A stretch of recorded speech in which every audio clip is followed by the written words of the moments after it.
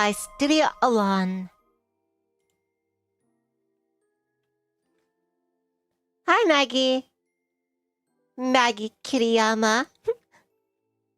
And Proto X. Glad you both can make it. Happy. Yeah. Please be happy.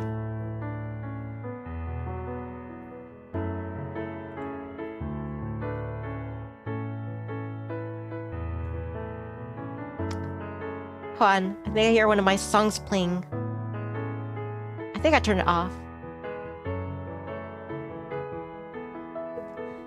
Maggie says, out of the stream as I do my last man standing run. Good luck, Maggie. I'm rooting for you. Fight! Fight! Fight, Maggie! Fight! Hi, Jordan. And Maggie said, it'd be nice to hear your voice reading to dialogue. I was doing, I was reading this before, but I've been swapped with other things and other streams. But yeah, it's been a while since I did this. So I decided, you know what? And since there's so many more chirps in the fold now, I might as well just do the whole thing in one go then. I believe there's 2 routes. And each route, it could take 4 or 5 hours. So yeah, I figure, if I start now, I should have some time to spare to either go to sleep or do another stream. Hello, Ken. You call me Nivni too. People give me your nicknames. Nivni, Nivy, or Cutie.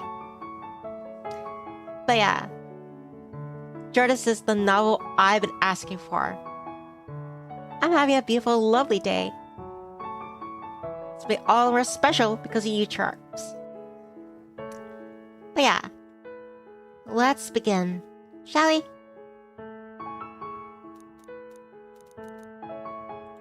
I'll race you! Well, I'll race you there first. Fog settled over the forest, far from the villages and towns, and with it came silence. I don't remember if I put this on auto. Hopefully it's not too fast. Ken says, I'm not, because I injured my knee. Hopefully you're taking lots of rest off it.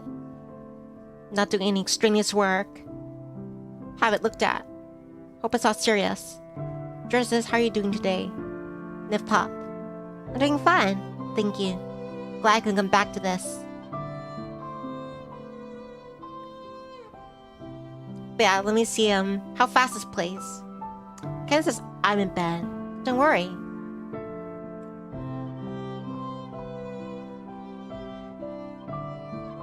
If the ride's a bit too fast, I'll have to adjust the speed. Birch tree shivered. In the middle of the forest was a grove. Well, hold on. Let me see how fast it goes.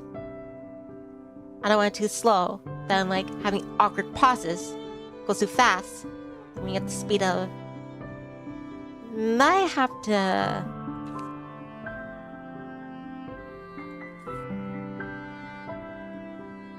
Maybe a bit more slower. Let me see. Over here shows a portion of how fast it's gonna play.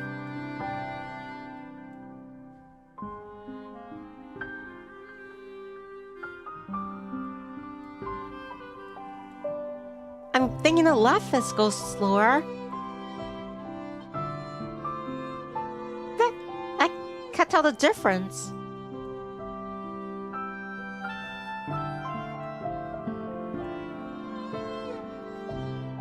Hold on.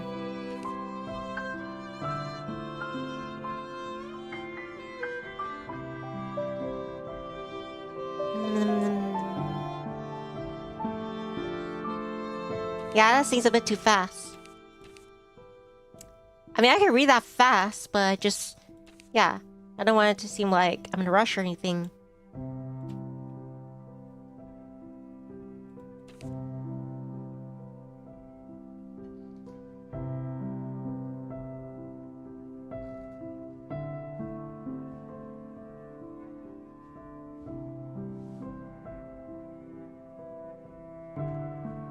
I guess this will be alright speed. Seems like the way I put that scale seems to be going pretty fast. Hi, Ghostwolf. This is I release cutie cow named Mag on Discord. Moo. Nothing like a hard day's work.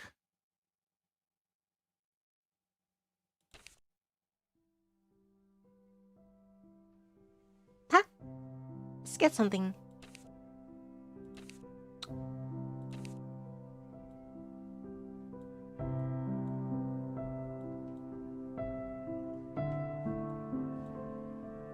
Hard chirps. It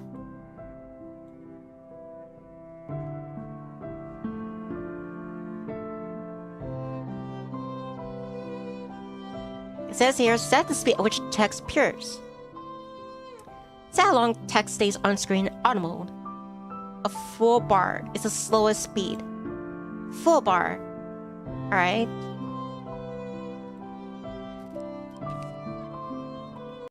It says full bar. So yeah, I turned it all the way. Now it's filled with green. I'll race you! Fog settled over the forest, far from the villages and towns, and with that came silence.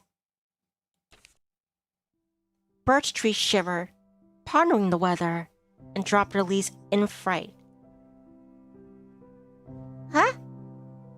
This is too fast. I filled up all the way.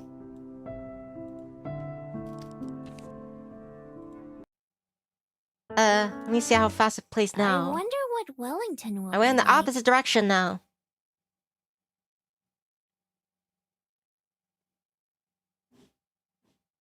Proto X says it's your game. Birch tree shiver. Because I haven't read this in a while. I'm not sure what settings I use for the auto speed. But I just have to just manually click it.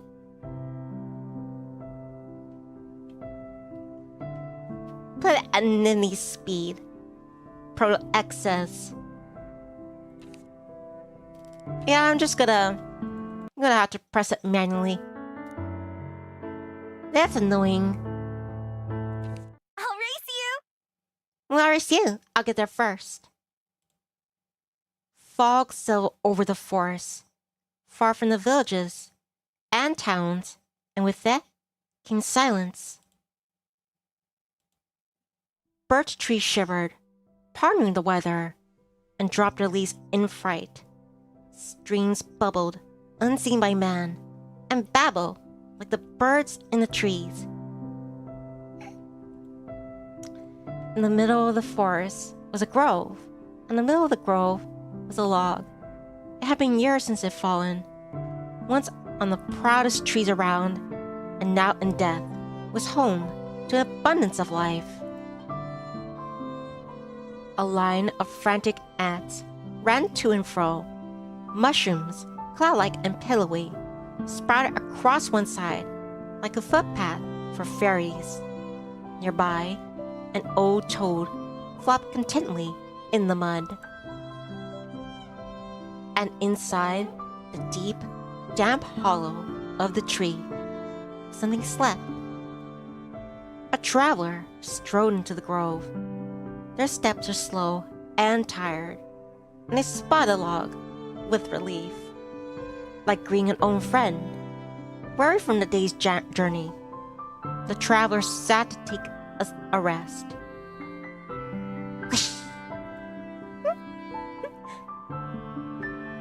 Thank you, Maggie. I know everyone's reading about the birds. I was trying to make my chirp sound. My throat was a bit. Yeah, there's the birdies. The scrambling of nails, a rotten wood, a shadow bolted from inside the log to the tall near grass nearby. The traveler watched the brush rustle as a faint patch of fur appeared within. Hello there, friend. I didn't mean to disturb you. They held their hands towards the grass, offering piece of dried fish. At first, there was no reaction. And then, first, a snout appeared, quivering as it tested the air. Then followed the rest of the fox, sleek and tawny, as she took several slow steps forward. Her amber eyes were alit with mistrust, but also with wild curiosity. The stranger sat unfazed, their offering still outstretched. They dared to meet the fox's eyes, and in that glance, felt something kindred as the fox closed her jaws around the gift. A bond was made. Maybe we aren't so different, you and I. The traveler returned the next day, and the day after that. Each day, they brought some treat for their new friend. Each day, the fox's steps grew a little more trusting. One day, when the traveler arrived, the fox was sitting in the clearing, waiting patiently. Hello, my friend. Have you been waiting long? The fox peered up at the traveler. Her amber eyes were warm, trusting. She accepted her gift of meat, gnawing at it at the traveler's feet, then and there. The traveler sat, imprinting into their mind the feeling of the wood beneath them, clean air around them, and a tender bond, companionship.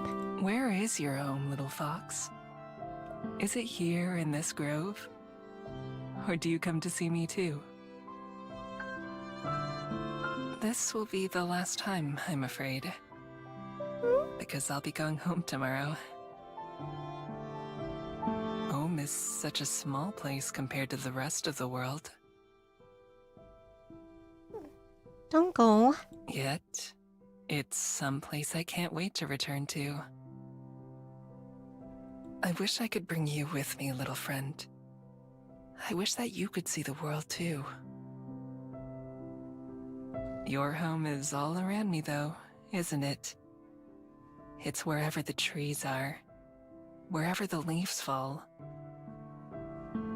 Little fox, perhaps it's you who's the more fortunate of the two of us.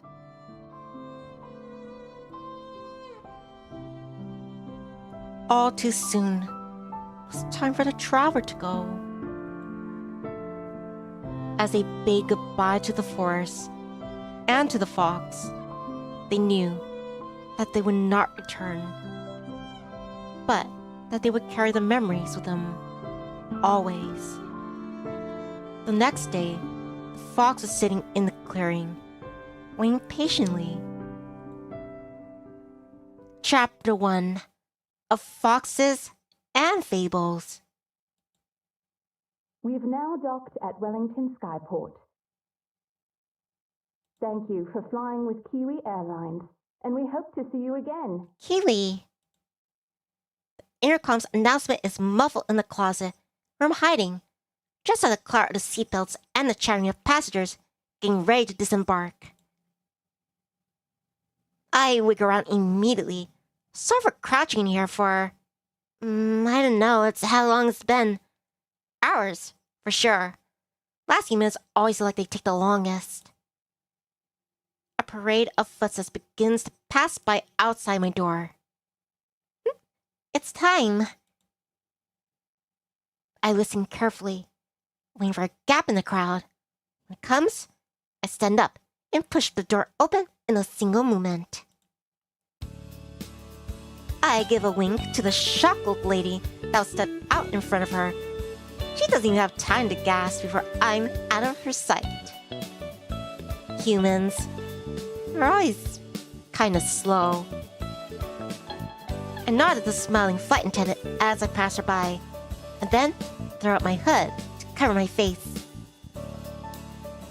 It's been a while since I last flew, but it doesn't seem like things have changed much. It's always been much harder to sneak on than it is to sneak off. I follow the crowd to the end of the walkway, step out onto the ground. After a long stretch, and stretching, I take a deep breath and savor the fresh air after being stowed away for so long. Wellington Skyport, New Zealand.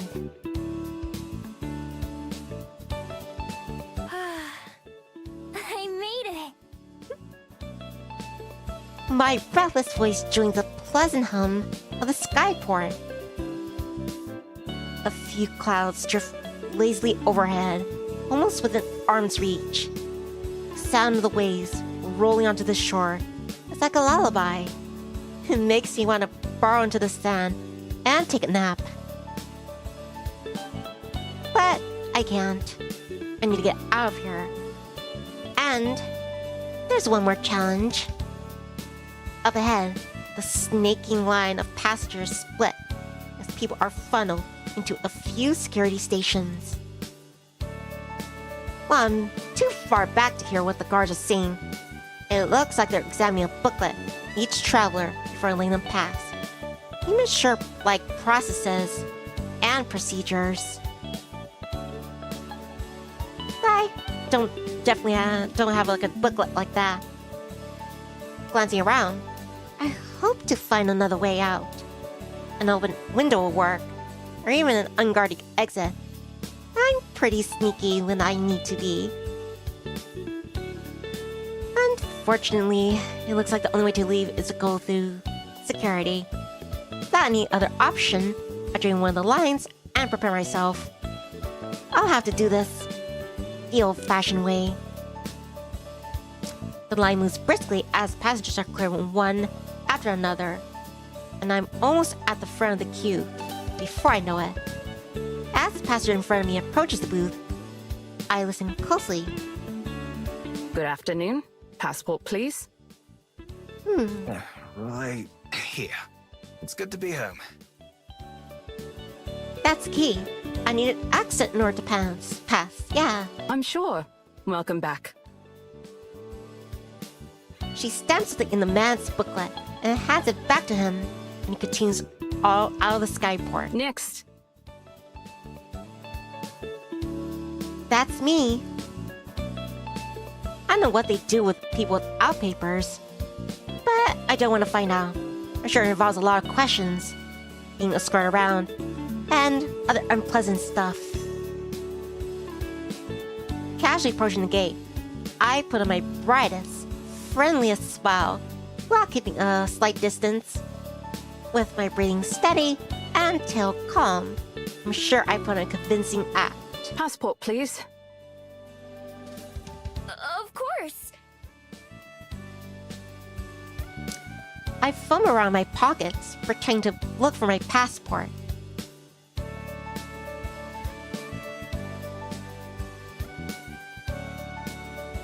Instead, I grab the useless cookie fold that I've been carrying around and let it clatter to the ground at the guard's feet.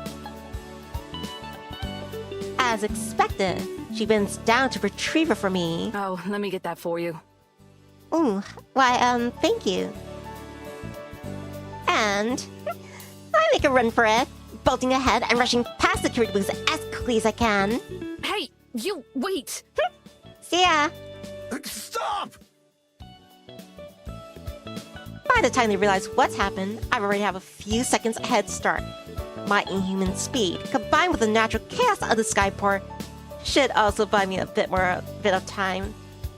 Still, I've got to get them off my tail.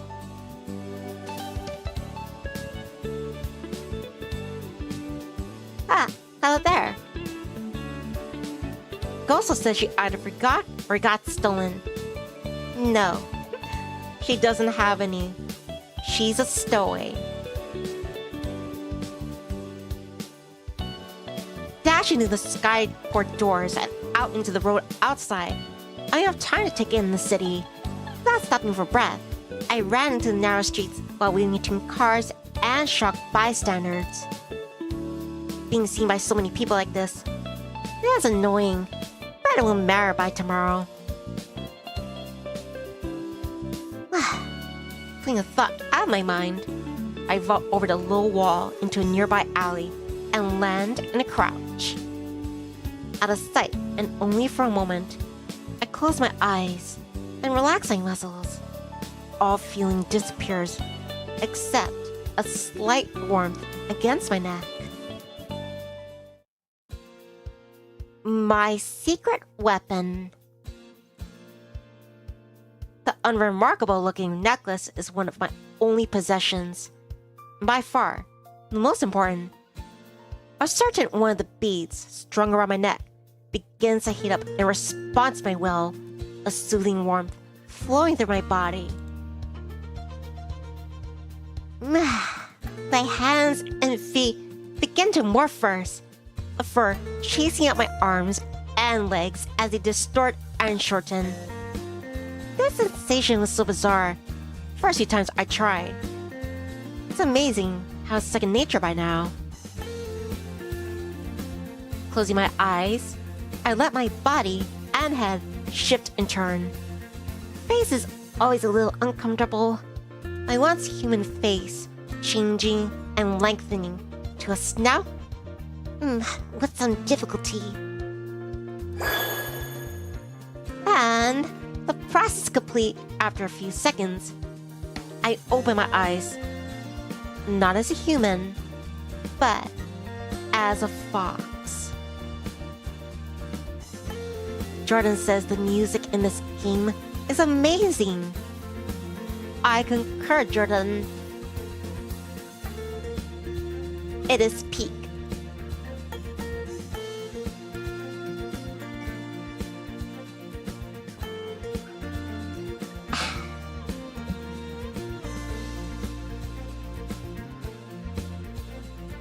I dart away without waiting, far quicker on 4 legs than I ever could be on 2. Obstacles like the stack of garbage cans ahead be a pain to get past as a human. But instead, I'm able to flip between the gaps without slowing down. That's her! I know it! How did you know? Are you profiling my species? There's plenty of kitsunes up in the city. Sounds like the security guard hasn't given up on me yet. I pick up the pace, running as fast as my paws will take me. Her heavy breathing gets farther and farther away, and just a minute or two, I know I am safe. Look at her. She's so gorgeous. I don't know where I am, but it's not like I knew where I was when I started running. I don't feel bad for the lady who's chasing me. She never stood a chance. Even the crowded city streets. There's no way anyone or anything can outrun me. The wind just wishes it could keep up with me. Comfortable that the danger's past, I slip into another alley. Once that I'm sure that I'm alone, I close my eyes and concentrate on the form I want to take once more. That familiar flowing warmth runs through me again, my body stretching and deforming at my command. A few seconds later, I open my eyes to glance at the hands. And my hands. Better luck next time. Brushing the dust off myself, I nonchalantly stroll out of the alleyway and back into the street. The odd person walks by on this errand or another, not paying attention to me. Just the way I like it. Left, right, past turn, left. Mapping out the path in my head, I look far away to the main roads. It'll be easier to get my bearings there. I pick turns at random, without any real destination in mind.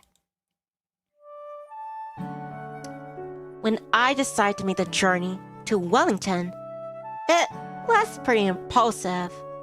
I overheard what another pair of travelers talking about it, and how beautiful a city it is. Without a moment now to take in the scenery, I could see they weren't wrong. The streets around here look like a mix of homes and businesses. Everything is very colorful. Even the brick walls are covered in pictures and paint. In the distance, I can see green hills that are lined with houses, as well as green hills that are completely empty. There are a lot of hills, now that I look around some. From just a few streets away, the sound of pedestrians and busy intersections floats my way. I head in this direction, taking shortcuts through the yards and driveways when it's convenient. In one lawn, a big dog growls at me as I walk past. But when I transform and growl right back, he tucks his tail and runs away. Dogs and I always had an understanding. After squeezing through one of the last narrow side street, I finally emerge onto what looks like a main road. There's no cars here, but tons of people on foot. There are brightly colored signs and decorations on most of the buildings. In the middle of the street, there are fountains and benches and trees, all kinds of things. All kinds of stuff. The best part is a variety of stores. When I stroll past a few of the windows and peek in, I can already tell that I'm able to do most of my shopping around here. There are stores of food, clothes, and with just about everything else. I don't have any money on me, but that is exactly a problem.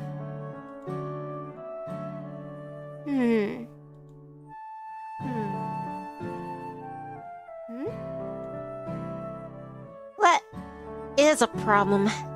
So it's crowded. Dodging a couple of security guards is one thing, but trying to escape down a busy street with lots of people could be too much even for me. I'll just have to remember where this place is and make another visit later, after all the shops are closed. Then, a man in a bright coat hurries past me, talking loudly on his phone in a language I don't recognize. He's so distracted that he doesn't even notice when his wallet falls out of his pocket and onto the sidewalk. I notice, of course. Seeing an opportunity, I zip over and snatch it up. Prying open the black leather pockets, I find Score. a couple of bills in what I figure is a local currency. I slide the money out and into a pocket of my jacket. By now, the man is so far ahead, he's almost out of sight. I have to hurry to catch up to him, give him back his wallet, and hey, he barely even says thank you. I should have just kept the whole thing. Yeah, you need both. It's only fair I get a little something for myself. Says it's not like he wouldn't even gotten it without, gotten it back without me. I head back to my bench and inspect my prize. A blue bill and a brown one. These feel sturdy. Nothing like the paper I expected. 1, 0, 10, and 5. So 15. Good enough for me. 15 isn't much. I definitely should have kept the whole wallet. Well, at least it should be enough to buy myself something to drink. My thirst is starting to get the better of me, as I haven't had anything since I snuck onto the airship. Following my nose, I walk down the busy street until I find one of the many cafes lining the path. The sign, hanging above its front door, has a picture of a bell on it.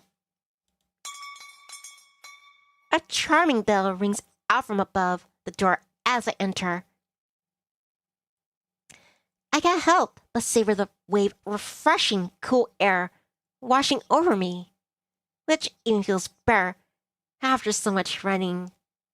Hiya! Welcome to the Bell House. The barista behind the counter is the only person in the store right now. As I nod in greeting, and she leans forward with a cup in one hand and a pen in her other. What can I get you? We're having a special on affogatos if you want to try one. Hi, Jarvar. Good to see you. I'm playing this from the start again. If my sources are correct, it should take me 5 hours, hopefully. Glad you can make it. Usually, they're like $7, but today, they're only 5. Sounds like a steal.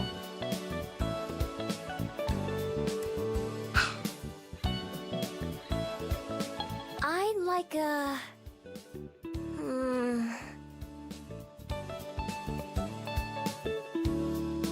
I'm not what sure an avocado is. Isn't that a vegetable? Not wanting to commit to the strange sounding drink. I look at the menu instead. Unfortunately, it's full of handwritten, spindly letters. I can't read a single word. And there are no helpful pictures. Save option it is. I'll just have a vanilla latte. Ugh, boring. But okay. Name? Hey. As in most cases, the customer is always right. Get to it. Make it snappy. Miho. It's my first time testing out how the name sounds. And I decided that I like it. I decided on the airship that the name I will use here in Wellington. I've used so many names throughout my life that I can't remember most of them. Each city that I visit, I come up with something new. Foxes don't have any use for names. No way of gaining one. She scribbles something on the cup with a black marker. If that's how this name looks, then I'm more pleased with it. $4.50, please. I hand her the brown bill and she gives me a big coin with a picture of a boat on it. All right. I'll have this ready for you in no time. Hey, it's a boat. It's selling then. She sure seems enthusiastic. I nod as she spins around and starts working, looking about somewhere to sit. And I decide on a seat by the window, with the sun pouring in. Near the entrance of the cafe, there's a wire rack with a stack of maps and tourist pamphlets. So I grab one of the maps before taking my seat. Cafe is big and bright. Plants everywhere. They're on the walls, on the floor, and on the ceiling. Most of them are real and vibrant, obviously being well cared for. Even the lights that hang down from the ceiling have glass ornaments with little shrubs in them. Seems like I made a good choice in coming here. Any place with a bit of nature in it is more comfortable to me than most places without it. I guess I should find a place to stay. Looking down to the map I took, I traced the path that I made from the port to this cafe. It's useful, but it doesn't really tell me anything helpful about the houses in particular. I'll need to find a higher vantage point. I move my finger along the hills I noticed from the outside, on the little brown patch of green with a little mountain icon. That should work for now. Miho! Oh, yeah, that's the name, Miho.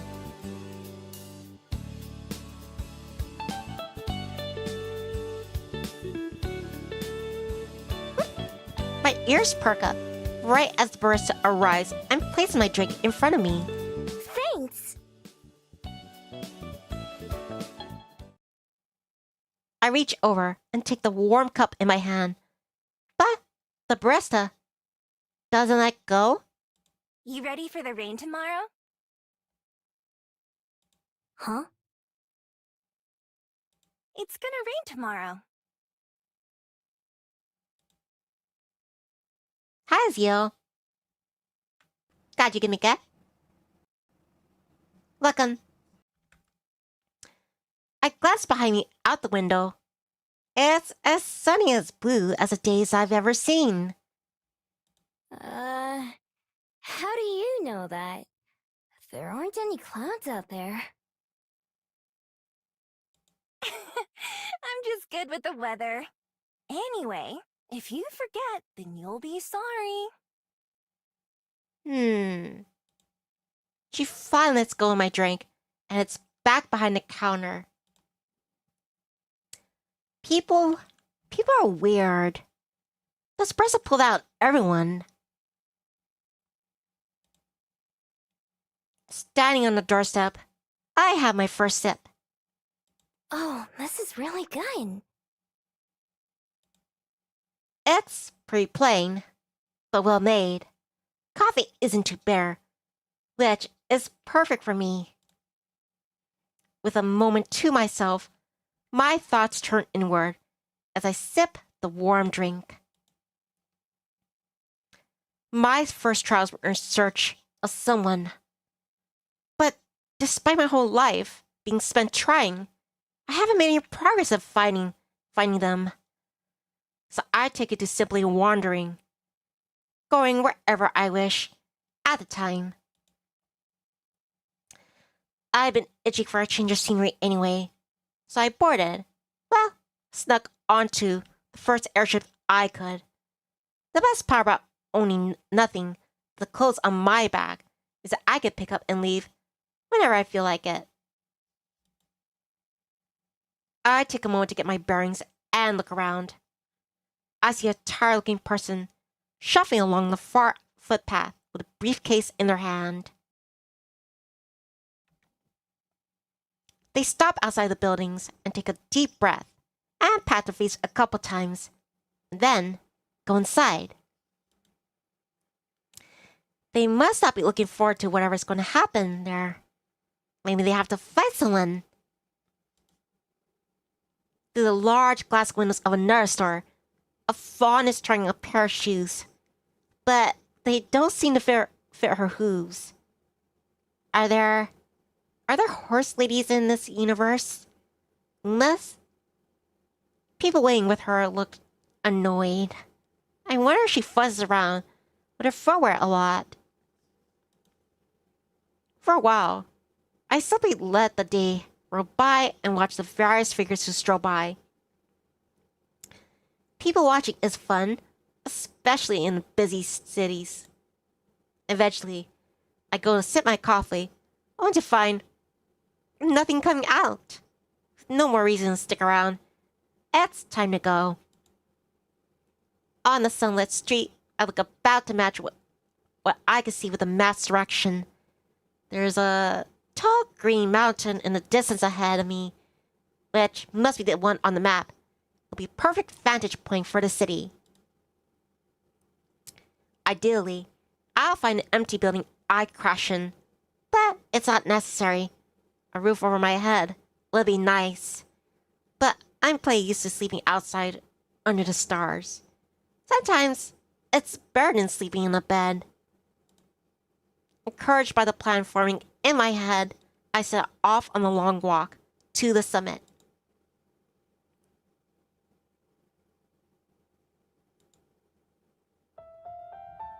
The path to the mountain turns out to be less simple than the map made it look.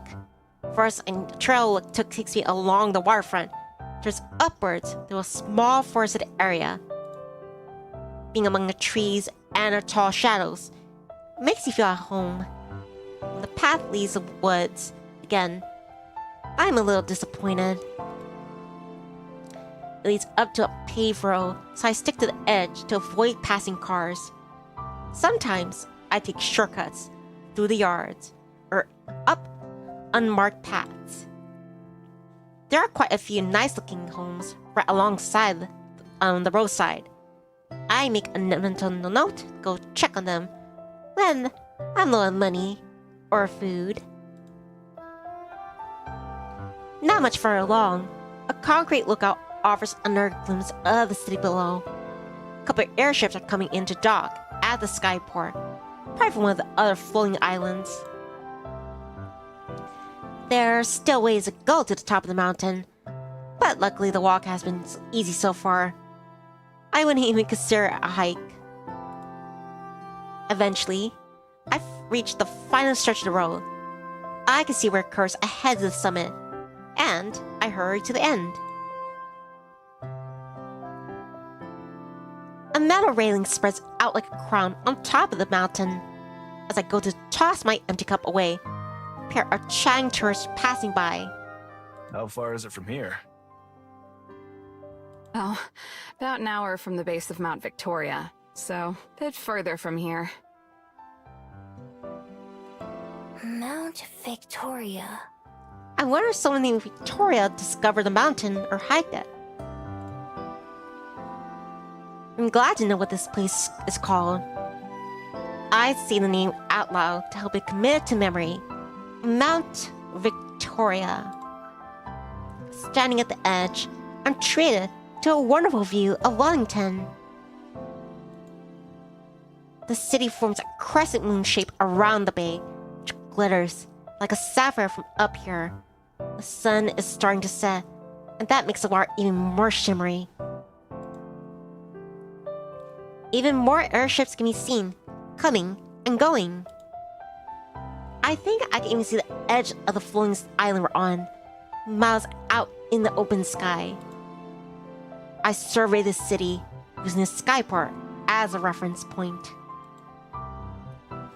From up here, what felt like such a long chase doesn't really look too far at all. If I strain my eyes, I think I can even see the coffee shop from earlier. My lips at the breast said it called like the Bell House. It's kind of tough to make out details. My hearing and sense of smell may be great, but my eyes are that much better than humans. Then, I noticed something useful. Look! Is that our house? Probably. What can you see from here? I see Dad's car! Really? You can see it from up here? Not too far away. This little kid who's using a pair of metal tubes attached to a post. His mom is helping him aim it at the city. It must be something to improve your vision. The moment the kid and his mom leave, I hurry over before someone else can get to them first. Mine. When I press my eyes to the same spot, the child did, though all I can see is black. I try moving around, but it doesn't change. Is this thing busted? Some text is printed on the side. I have no idea what it says. There's a small slot though, with a picture of a coin next to it. Lucky for me, it's a coin that has a 50 on it. I put the coin that I received from the barista into the slot and spin the lever. The machine eats my coin, and then when I put my eyes to it again... Yes! Everything looks so much closer now. Even the trees on the other side of the hill appear in crystal clear detail, like it's standing right next to them. I am viewing the glasses at the city and look around and trying to find a good place to rest for the night. Houses are no-go. Even if they look empty or abandoned, you can never let your guard down for a minute. Same with the most shops. I don't have enough money for a hotel, and I won't risk sneaking into one of those either. As I'm studying the sights, trying to memorize as much as I can, there's a clicking sound, and once again, the view goes black. Stupid machine. I smack it a couple times to check again, but I don't see anything. Well, whatever. Looks like I'm sleeping outside tonight. Guess Thank this you, place Maggie. is as good as any. I head back down the trail a little bit and veer off into the underbrush.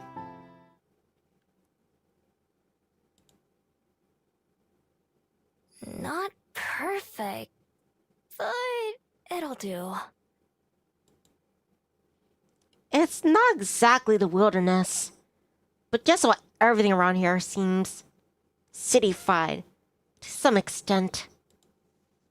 Usually when I make a den, I prefer to find a place far from other people. A place where nobody will find me. I doubt I'll find anything perfect. But that's good enough. It's fine. Can't afford to be picky. Once the trail is out of sight, I transform again. My neck gets warm as the beads activate. Why did I think that? My neck gets warm as my beads activates. And a few seconds later, I'm on all fours. As a fox, the sensations of nature are much stronger. Earth beneath my paws is cool and refreshing. And the breeze whips through my tails like a massage. I hurry down a hill covered in grass, so tall that it reaches way over my head. I can smell fresh water and follow the scent to a small stream where I'm able to quench my thirst.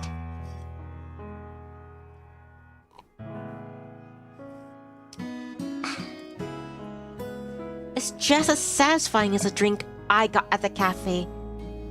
But in a different way, having a little slurp up water is way more enjoyable than having to use a straw.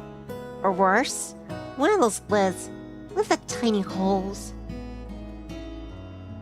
For a little while, I follow my nose to some berries and some edible plants that'll do for a snack. Unfortunately, unlike the water, foraging is never as satisfying as eating human food.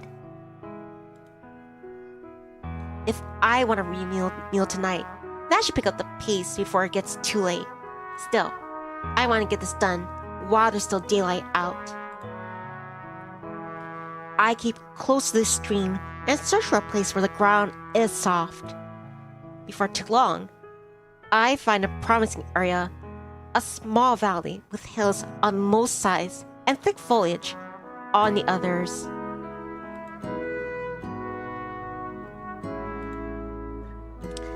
I'm still close enough to civilization to hear cars and other city noise, but the area I'm in doesn't seem like it gets visited very often. At the very least, it doesn't really smell like people.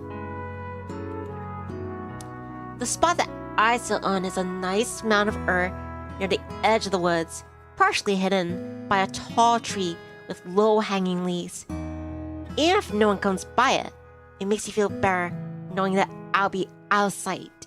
And so, I start the day. My claws rip away the dirt as I burrow downwards, wanting to toe just enough for my sleek frame to fit. First, I dig forward, and then downwards, widening out the area that's big enough for my whole body to fit.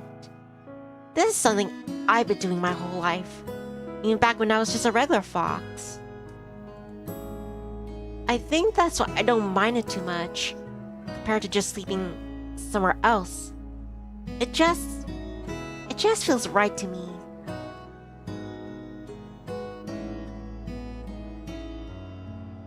It takes a little while, but by the time I'm finally finished, first few stars have started to peek out from the sky.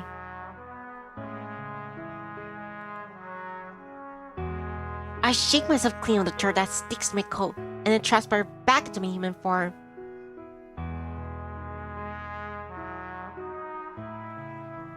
No problem, Jordan. Spread this here, a couple of branches here, some leaves there. This is an art. Can't go wrong.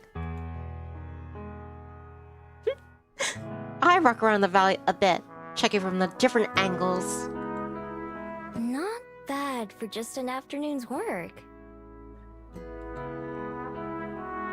If we were looking for it, I don't think you ever noticed anything out of place. All that digging has made me work up an appetite. Not the kind that'll be satisfied with just a few berries. Thanks, Jordan. Compliment for my channel art. Ugh, I'm so hungry. I haven't had a real meal since yesterday. My stomach grumbles painfully. I've been so busy since arriving here in Wellington that I kind of forgot just how hungry I was. I'll grab some human food in town, casting one glance at my afternoon's work. I set off towards the city. Work never ends. Time to get some food! Time for some chow.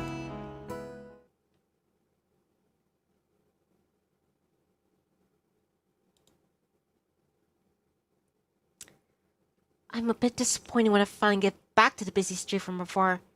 I was hoping that it'd be emptier now, and that all the stores would be closed. Turns out, I was half right. A lot of shops have gone dark for the evening. There are just many people walking around as there were earlier. In fact, there might be even more.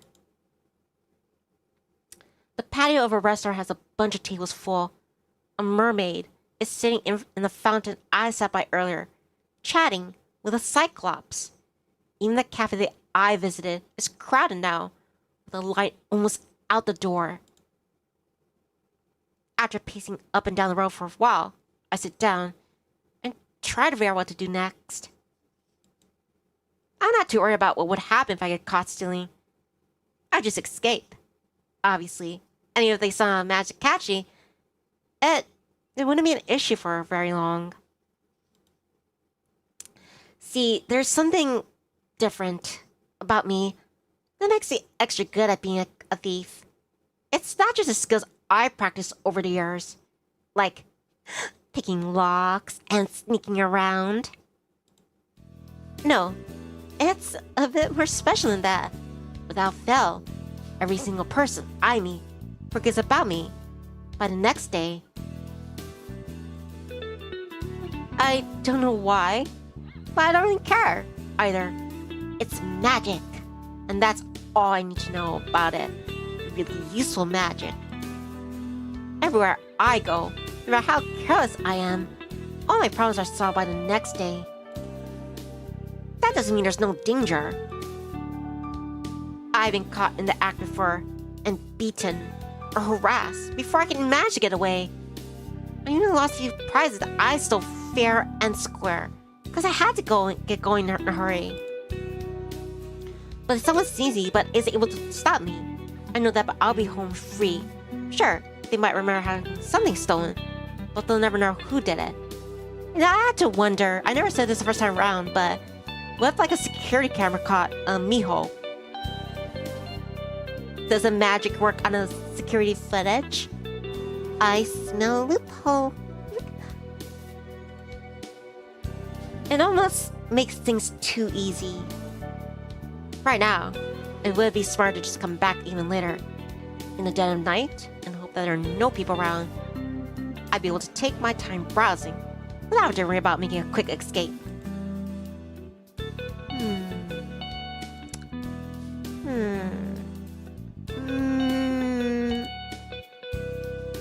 Where's the fun in that, though? I walk casually up and down the street, glancing to the windows without being too obvious about it. Some stores still have customers inside, others lock the doors and shut off the lights. Most restaurants are still open, only making me hungrier. Stealing from a restaurant is a bit much, even for me, though. I tried it before. The cluttered kitchens as well as the tables and chairs make it hard to get around. Plus, I've learned the hard way there are plenty of hot or sharp things for angry cooks to throw at you as you try to make your way out. Instead, packaged and pre-made foods are your best friends. Things that I grab multiples at once and stuff into my pockets.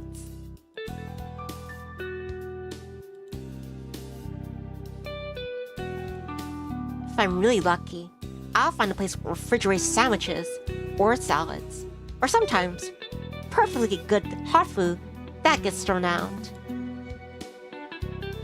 You wouldn't believe the kind of stuff that's available if you don't mind sifting the trash a bit. It's not ideal, of course. A hot meal is a hot meal. I know plenty of foxes who would have eaten much worse. Target spotted. Mission is a go. It's perfect. A small convenience store. Snacks lined up behind the front window.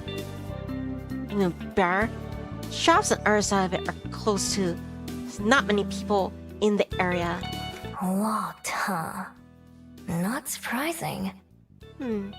Challenge accepted. I head down a nearby alley and find the back door, which is probably where they bring in new products. Alleyway is too dark to begin with. My dark clothes help me hide even better. I glance around the alley, like always for excellent night vision. Nobody's watching. Nobody's even around. I put my hood over my ears and tuck my tail between my legs, leaning against the sturdy door. Anyone not looking closely, I'm sure it appears nothing more than a shadow. I dig around in my pocket until I find my trusty lockpick, and then set to work on the door. This is a complicated lock, just a regular keyhole. And with a click, the latch springs open just a few short moments later. Bingo. Huh?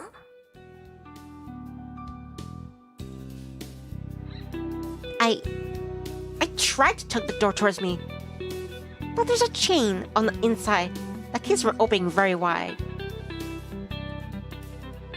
There's no way a human could fit through the gap, but it would be easy for a fox.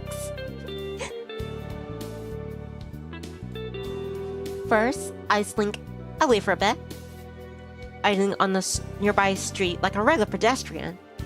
I wait to see if anyone shows up, just in case I trigger like a silent security system. After about 10 minutes, I decide it's safe. I transform under the cover of darkness in the alley and slip into the building before transforming back.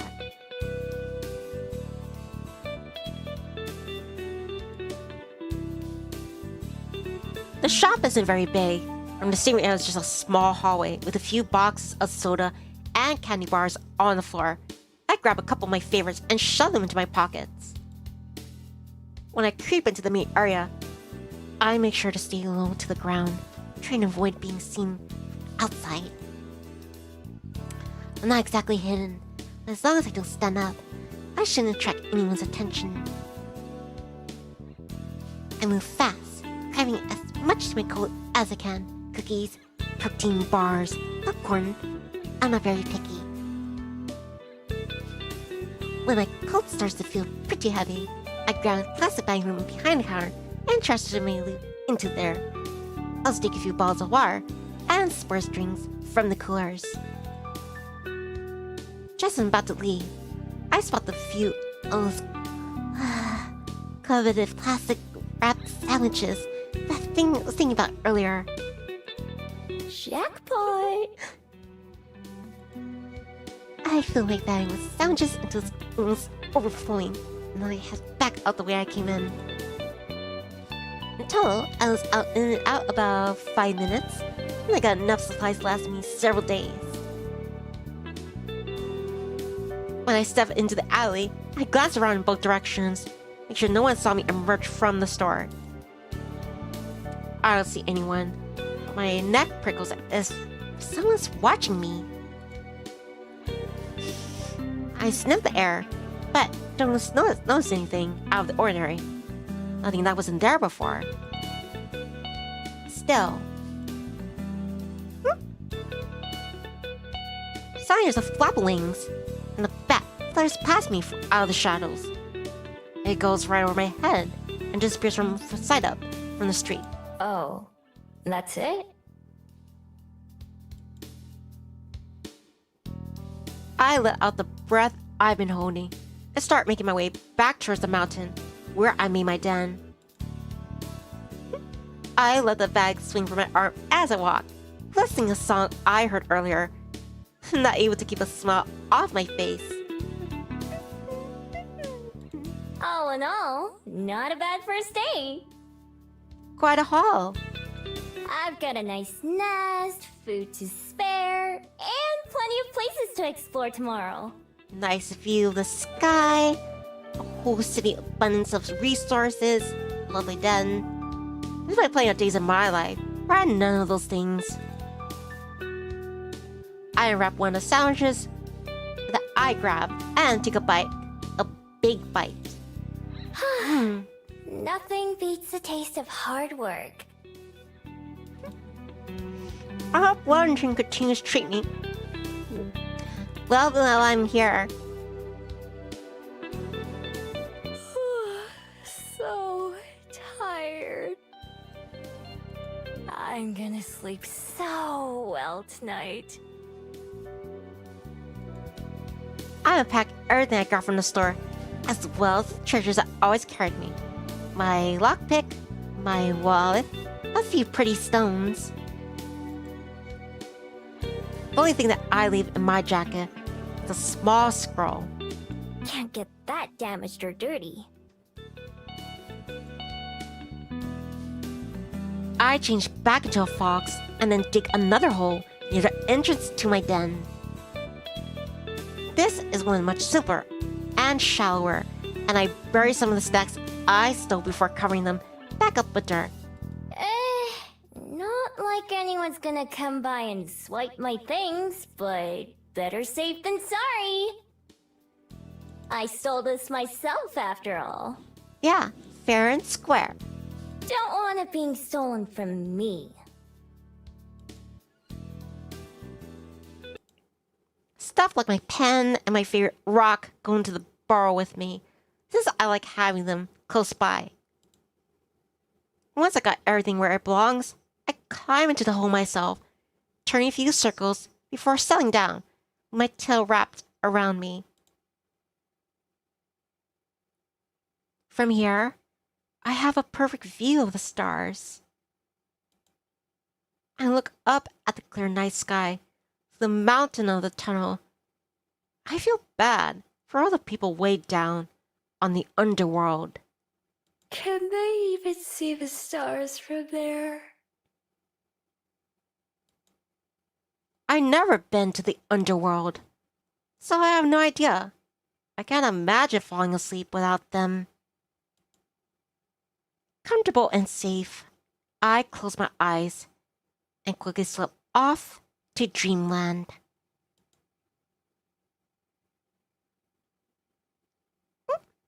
I wake up to trouble, or at least a threat.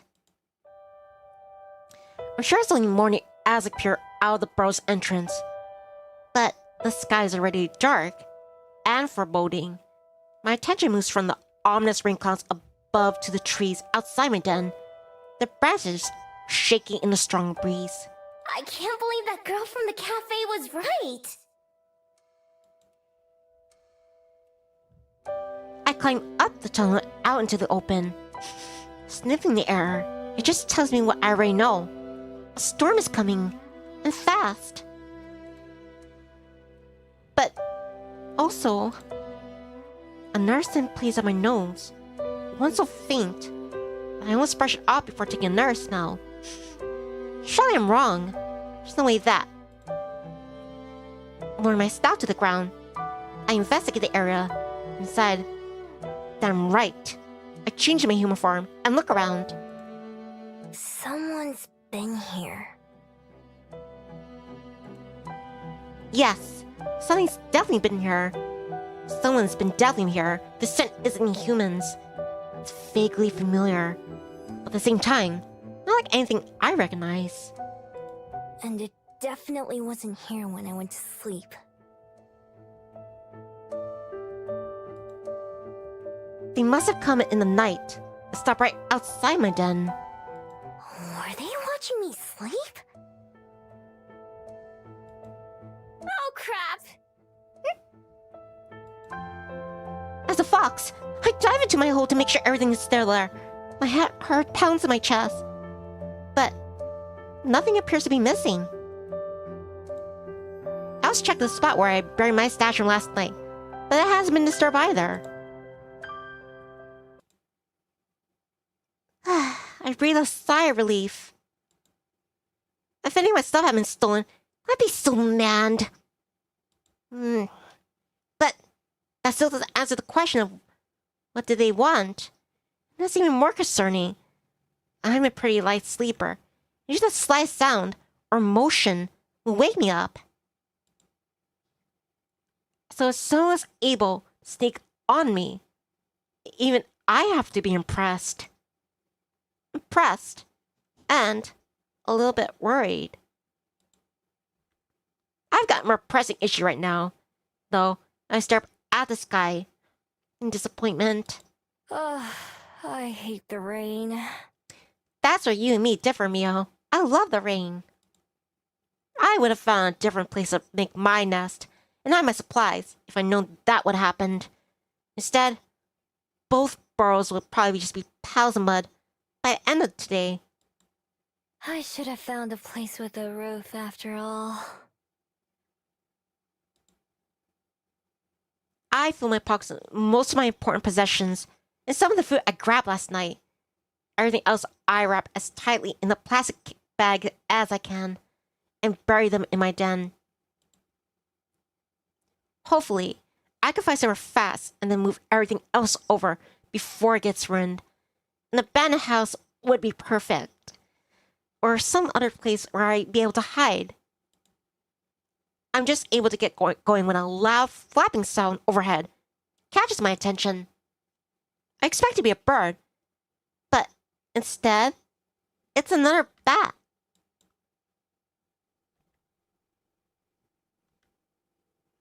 Ah, that's cute. Little piggly wiggly nose. This one even bigger than the last one I saw last night. Its wings are way longer and noisier. I can hear it squeaking something as it flies past. Some say bats and foxes are similar. But I don't see it. Because maybe those people need their eyes examined. Jordan says, I love bats. They're so cute. I watch it fly around for a bit, well before it takes off towards the city. Maybe it knows somewhere to stay. Guess I'll follow it for now. A couple times, it disappears between the trees, or just too far ahead, but I always manage to catch back up. Eventually, we're out of the woods and back into civilization, where a car whizzes right past me. There's a sidewalk here, and other people are walking around. Most of them look up to the sky nervously, though, and everyone seems to be in a hurry. Guess I'm not the only one looking to get away from the rain.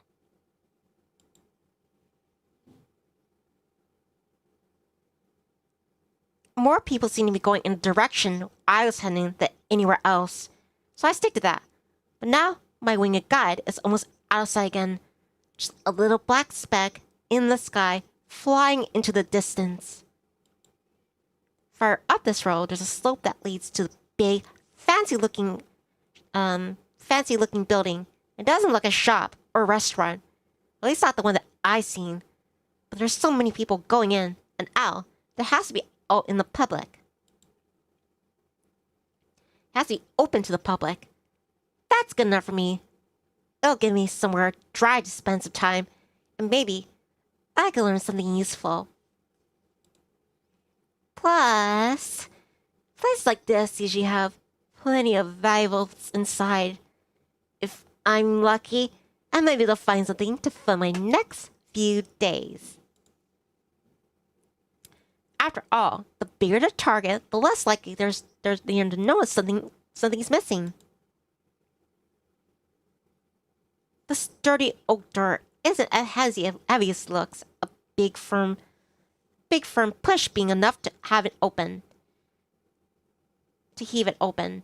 Gingerly stepping inside and out of the rain, I'm greeted by books. Lots of books. Books on shelves, books on tables, books on the floor, books everywhere.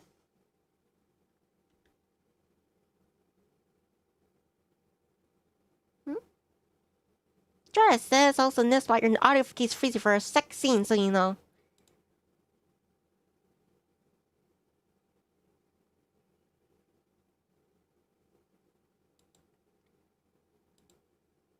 Hopefully it resolved itself. Place even smells of musty old paper, and a dozen or so people inside are mostly leaving their pages in the aisles. Odd signs about the building is striking, given how many people are around. It doesn't look like a shop, so I assume this must be a library. I've heard of them, but I've never been in one. No point, since I can't read at all.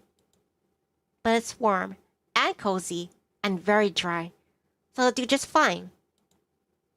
There's a desk near the entrance with a computer on it that I assume will be where I check in. It's unattended, which is good for me. I take a seat in an empty chair nearby and sit back just to observe for a bit. There are plenty of people, but it's not too busy. Lots of empty, unwashed spaces. Some folks even seem to be here alone, or in small groups that appear to keep to themselves. There's not much, conversation going on. And what is, there's also whispered. Nobody gives a second glance, which is a good sign. It means I'm probably not breaking any rules just by being here. Behind the desk, there's a hallway leading deeper into the building, and I peek around the corner to see what's back there. All I can see are some shut doors, and the very back, a staircase. After glancing around to make sure no one's watching, I sneak around the hall and try a couple of doors.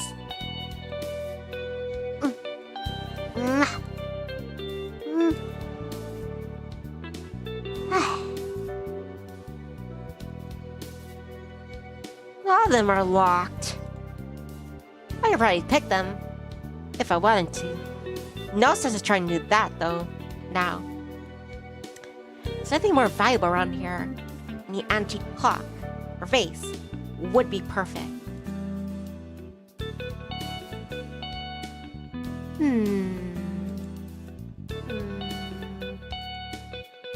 Sadly, it's almost all books. Books and small trinkets that look pretty worthless. Not even worth the trouble stealing. At least it's got a roof. I do spot a couple of promising items, like a set of gold old coins, and memorize the locations. I wander back into the main area where I came in. Outside, it hasn't started raining yet, but it's only a matter of time. The wind is loud and gusty, and you open the door, it's enough to make me shiver. Nothing else. I could probably wait out the rain here, but my poor abandoned snacks back at the den. What a waste. Can't do anything about it now, though. I should keep looking around. I move slowly through the area, never going beyond what seems to be a public area. I pretend to inspect a few books, taking them off the shelves and flipping through the pages. Interesting, yeah. I pretend to be reading a visual novel, but I'm actually mapping out the place in my head. Doors, windows, and potential places to hide. Things like that. Most of the time, this kind of info is unnecessary. For a while, at least a few decades, I had to make a dramatic escape anywhere. At this point, plotting an escape route is just a habit. Overall, I like what I'm seeing. Even with the locked doors and off-limits hallways, there are lots of nooks and crannies that will make good hiding spots, especially as a fox. In the thick dust that coats a lot of these areas, I can tell they'll get a lot of visitors. If I'm careful, I might be able to go a whole week without being noticed. As long as I get in and out of the building easily, that is. And with the huge windows that line the back wall, that seems easy enough too. I weave around a couple of shelves that are taller than I am, heading for the far back corner. I peer around the corner the last aisle, just to make sure I'm alone.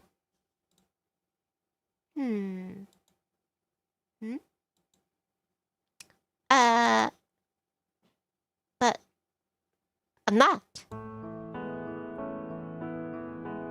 At a small table by the window sits a woman with a small book in her hand, resting against her fingers. She's perfectly still, but mouths the words on the page as she reads, like she's tasting them instead of just seeing them. Her expression has a distant look of someone way off in their own world, far away from this one. She looks so at peace that I think she must belong in that other world. She's beautiful and elegant in the scenery as a painting, the light from the window shining on her like a display. I duck behind the bookshelf, pressing one hand to my racing heart. My other bumps against one of the books on the shelf, and it falls with a dusty thump.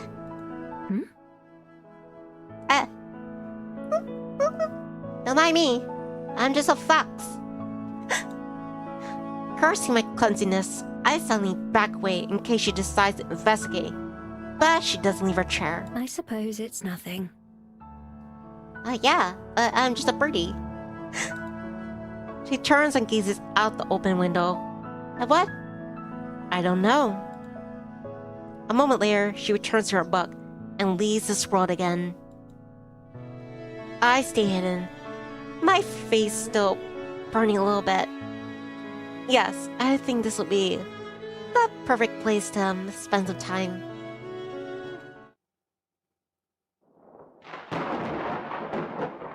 Suddenly, there's a much louder boom than the one I caused, and thunder rumbles outside.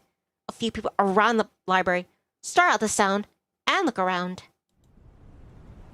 Sighing, the girl in the chair pulls out the window beside her closed, and the first drops of rain falling not a minute later. I'll investigate the windows later. Right now, I don't want to bother her. So, I'll head to one of the plush chairs on the other side of the library and take a seat. I could be here for a while, depending on how long the rain lasts. So, I might as well get comfy. I find a few books that have more pictures than words and curl up in one of the soft chairs, flip through them. There aren't as many of those, and I go through the stack pretty fast. It takes long enough for the rain to start, though. The longer I read, the louder the pounding of the rain and the howling of the wind become. I guess it's not letting up any soon. I can't complain, though. The library's pretty cozy, by my usual standards. It's warm and safe, and nobody tells me to go away. I even have snacks. More than once, get up and walk around the library again, even though I got most of it memorized by now. I take note of the things like a child's stuffed toy that's lying on the floor in one section, or the thin blanket that's stuck between a bookshelf and the wall. On my third or fourth trip around, I find something that I've been looking for. In one of the far corners, totally opposite from where I saw the reading girl earlier, there's a single chair and a table. On the wall nearby is a portrait. painting is of a girl with light brown hair. But I barely pay any attention to that. What I'm interested in is the frame. It's lovely. It looks like it might be made out of gold. It certainly shines like it. It's carved intricately into the shape of waves, flowing up and down. It's gotta be worth something. I pretended not to pay attention to it as I make my way back to the table. There aren't too many people around for me to be able to try to sneak it out. It's too big to fit under my jacket without being obvious. That just means I'll have to come back, maybe once this place is closed. Hours pass by and the storm continues. I'm kind of disappointed about losing a whole day, especially so soon after arriving. But it's not like in any sort of hurry. I pat one of the pockets, the familiar and reassuring weight of the paper scroll that's tucked away there. That scroll is the only thing close to a purpose that I have, and it's not particularly urgent, or at least I don't have any way to deal with it any faster.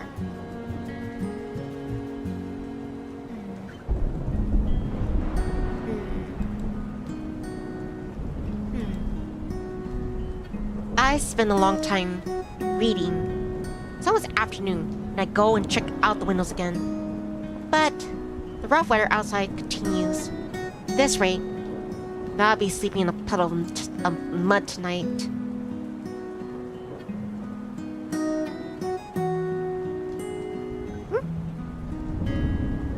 Jordan says Nipop stream is freaking up again. With your PNG on stream at?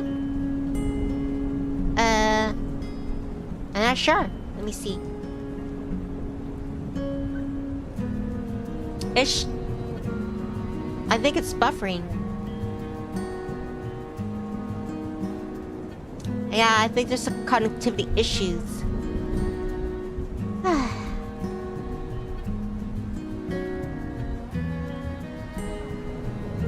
Yeah, I think the connection, the stream is suffering.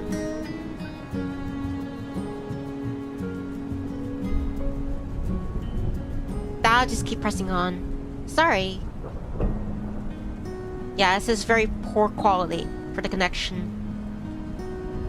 I'll be sleeping in a puddle of mud tonight.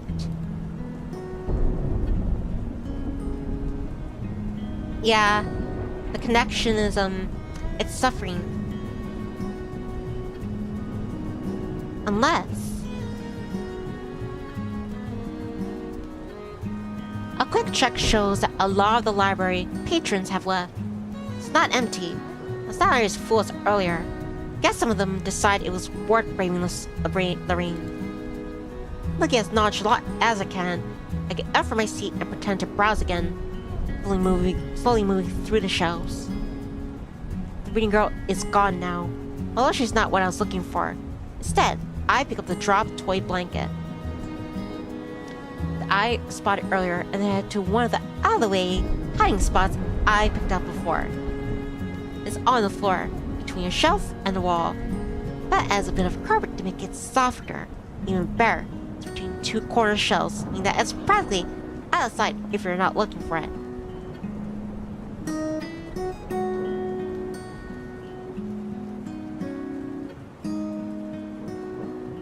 I wriggle my way between the furniture and lie down, using the toy as a pillow and draping the blanket over me. I toss and turn a few times before settling down. Yep, not bad at all. Even though I haven't done much today, I'm almost down to take a nap. I get past a few hours by sleeping, wake up once it's dark, and then grab that picture frame and be on my way.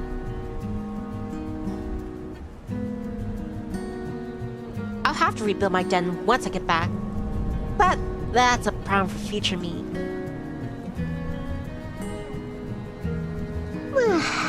I yawn, staring up the ceiling until my eyes get heavy. Maybe today won't be a total waste after all.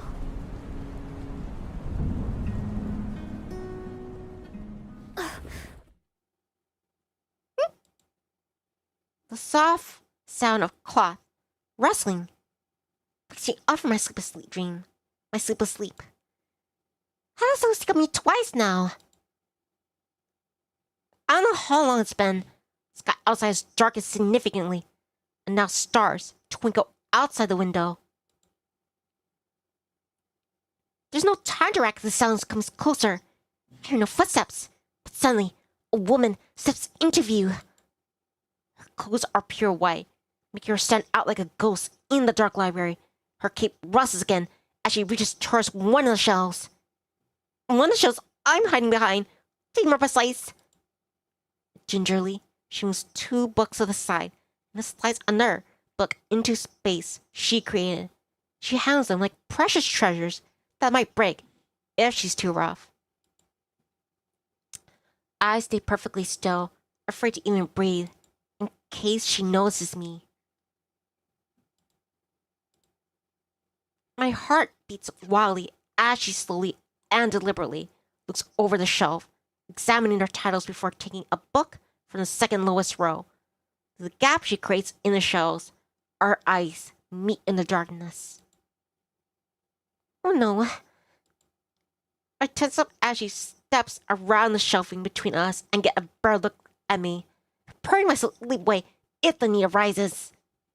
The carefully memorized layout of the library flashes in my mind as I frantically plot the best way to flee. Even as I prepare my escape, I can see her taking everything about me. The stolen blanket, the makeshift pillow, my gently deceitful appearance. She opens her mouth, and I brace myself for the verbal attack that's sure to come. Hello there. May I ask why you're sleeping on the floor? It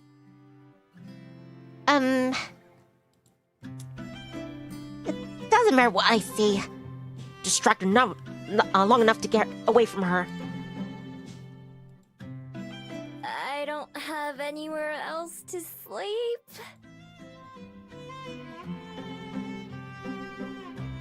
I thought so.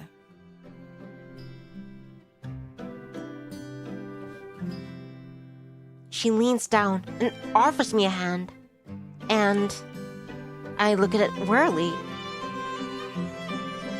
I don't take it, but I slowly stand, letting the blanket fall to my feet and trying to subtly get in a position to run.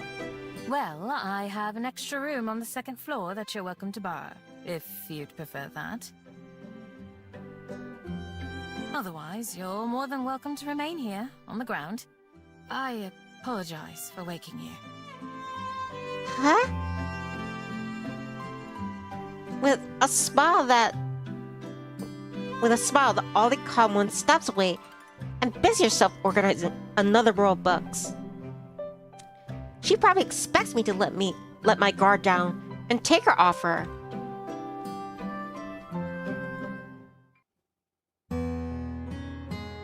I'm just a stranger, someone who broke into her library. There's no reason for her to treat me kindly.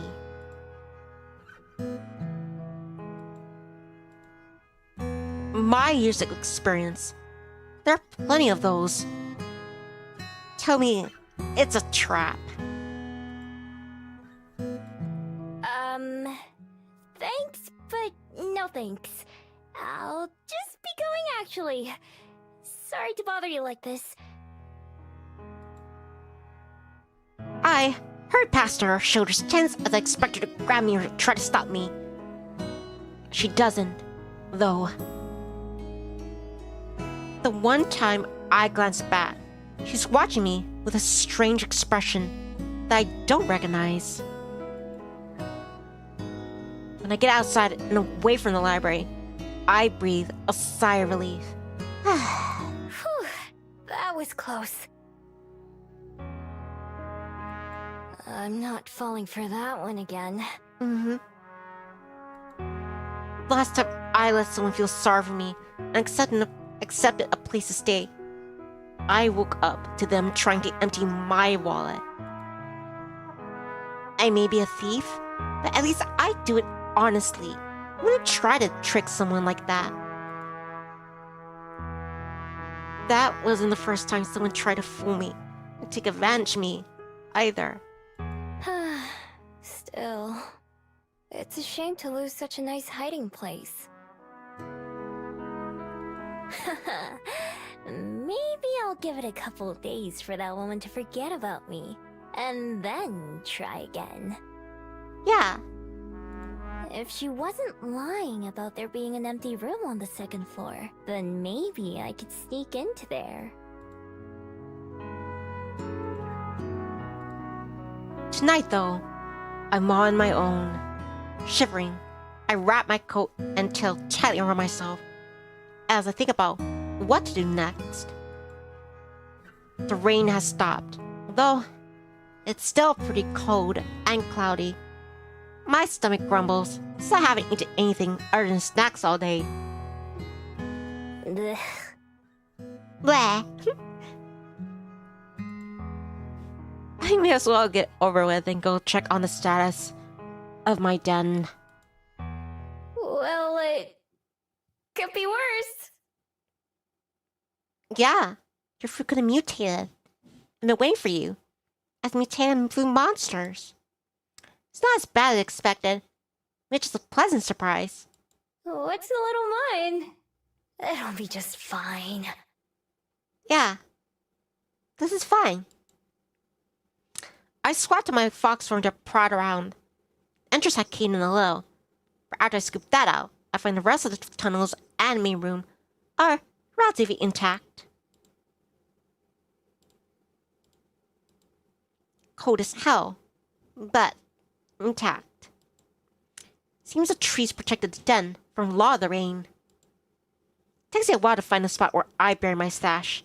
The sticks I used to mark the spot got washed away.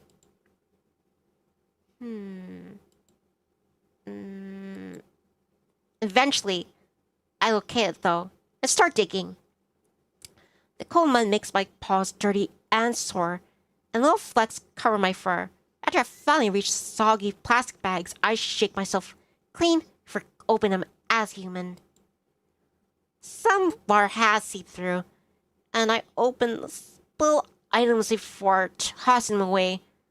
I'm not too picky, but I have plenty of snacks to choose from. Eat up, birdies. A few of them swoop down to inspect the offering. I scarf down big meal cookies and unwarmed soup, along with some cold water from the stream. At least the water's satisfying.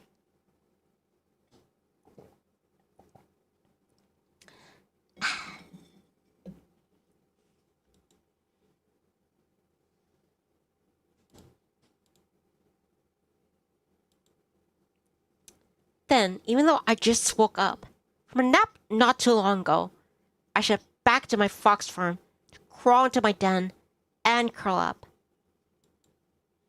It shall be a while before I fall asleep, but I don't feel like going back into town. I've had enough excitement for one day. This isn't all that bad. Regular foxes without magic powers have it way worse than I do. Though, back when a fox was all I was, I wouldn't really have cared. To this day, I'm not sure what is it that makes me different. I used to be like them. No desire to go beyond the forest or anything. And then, one day, I became wherever I am now.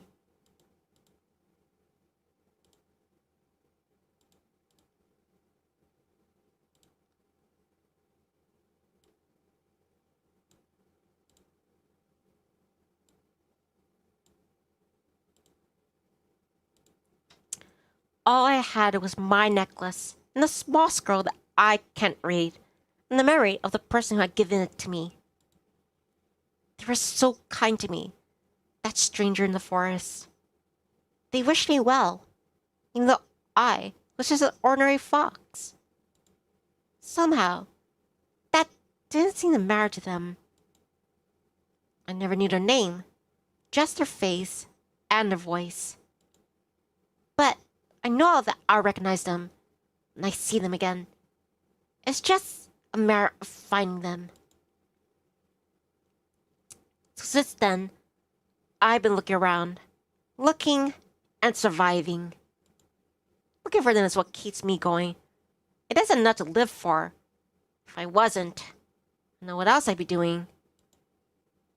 I guess I'd just be surviving. That was the only thing. I think I'd rather just see the fox.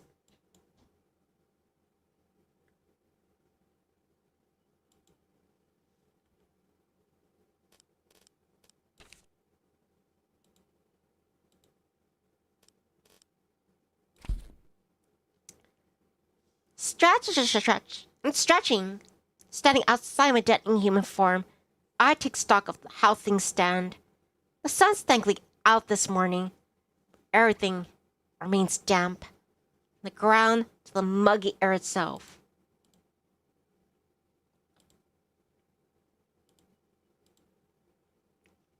The chill on the breeze is the worst, making me shiver every time it hits me. The Bell House was pleasant when I visited a couple days ago, so I decided to head towards the main street and coffee there while working out my next moves. Hi, Carsling. Howdy. I apologize if I'm responding a bit later, because I think the stream is experiencing, there's it says like there's poor connection. So, that is a smooth, experience. Which is, it's a bummer to me. But glad you could make it. And decided to do this again from start, because again, I was doing this in parts, and I figure, instead of just like continue where I left off, just, I'll start again.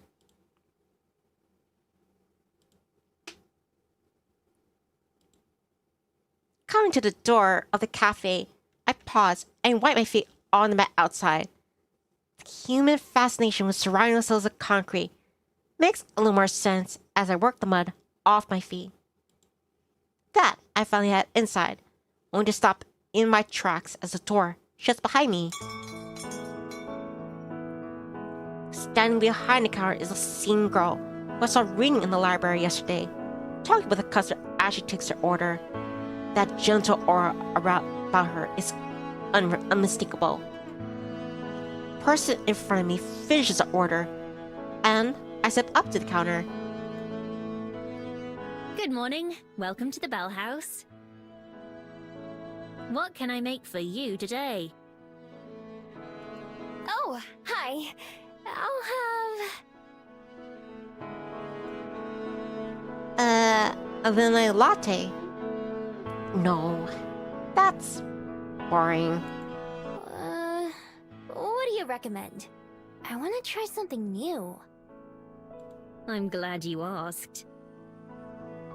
I was just thinking that you look like the sort of person who would enjoy one of our Fairy Kiss Chillers. Fairy Kiss Chillers? It's one of our signature drinks, with a vanilla gelato base and a mint chocolate chip swirl. Ooh.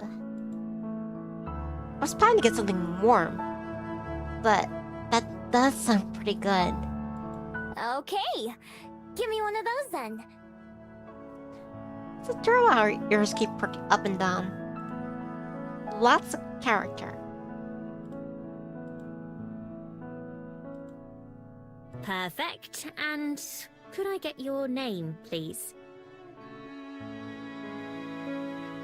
It's Miho. Miho. She scribbles something onto a cup and finishes it with a big flourish. I'll have that right out for you. Thanks. I pay and then go take the same seat as before, next to one of the windows. It's pretty empty here again, so I can sit wherever I want. Before the barista starts making my drink, I spot her writing something else down in a little notebook. She glances my way, once or twice while she does, but I pretend not to notice. I wonder what it is. The barista the other day didn't write anything down. Anyway, I got more important things on my mind. I'm over the plan which formed as I walked here, becoming increasingly happy with it. Tonight, I already decided. I'm gonna sneak back into that library. Between that picture frame and some of the other trinkets I saw, I should be able to pilfer enough to fill my next few days in Wellington. Finding somewhere to sell it should be the easy part. I got a dozen excuses I could say about where these items came from. Dead grandma, spring cleaning, new renovations.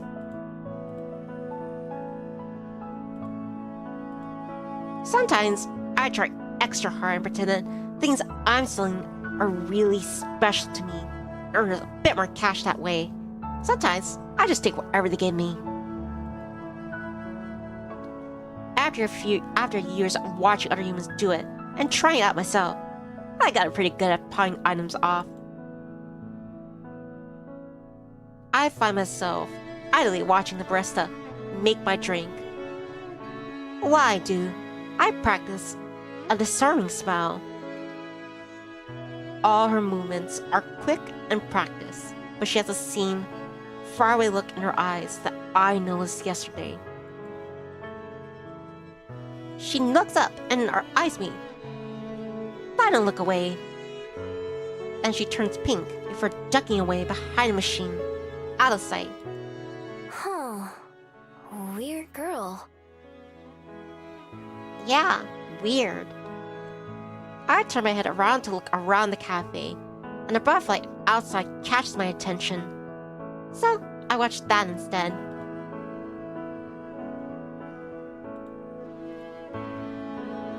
It flutters back and forth, landing on the floor and resting its wings.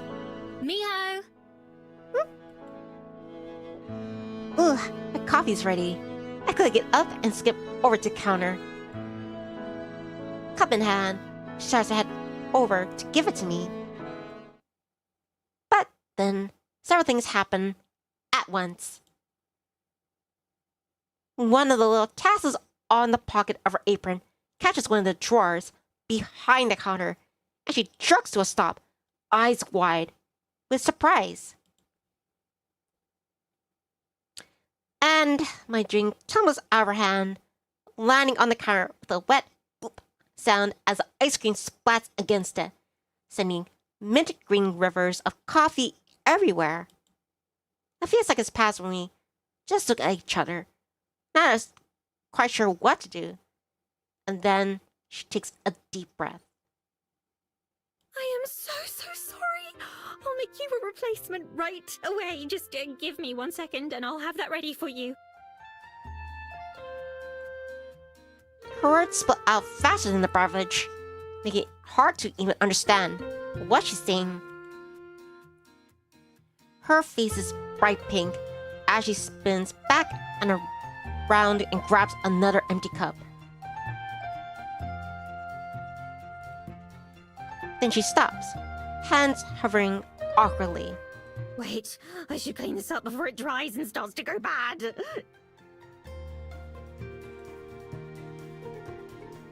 She hurries back to the desk, wiping at it with some napkins. She mops as much as she can with one hand and leaves soggy paper on the counter while she starts to remake my drink. I'm really sorry. This is such an embarrassment. I don't even know if she's talking to me or to herself. I freeze up for a second. I'm looking for an appropriate response to an apology. I'm not used to people apologizing to me. Oh, it's fine. I'm not in a hurry. Instead, I just sit back down at one of the tables and watch. She makes the drink twice as fast and then carries it very slowly to the counter, setting it down in a clean spot. This time, she takes a deep breath before speaking, like she's afraid she's gonna mess that up, too. All right, here's your drink. Again, I'm very sorry. Oh. This is your first time here, isn't it? I hope it doesn't leave a bad impression. Oh, Second, actually. Yesterday was the first time. How'd you know? I make an effort to remember as many of our customers as I can, as well as their favorite orders. I believe you can learn a lot about a person from how they drink their coffee.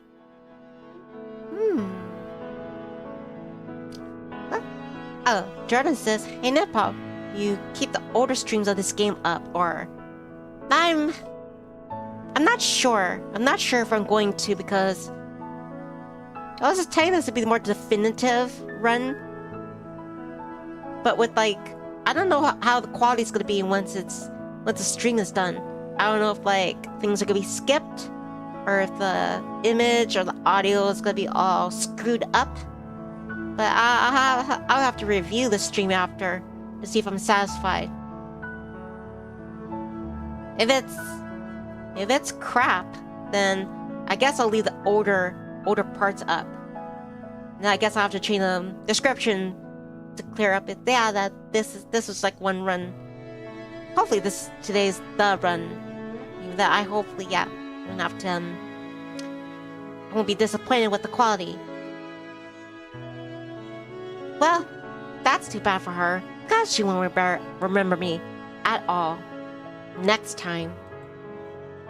I take a big sip of the drink she made for me. It's creamy, and rich, and sweet, all at the same time.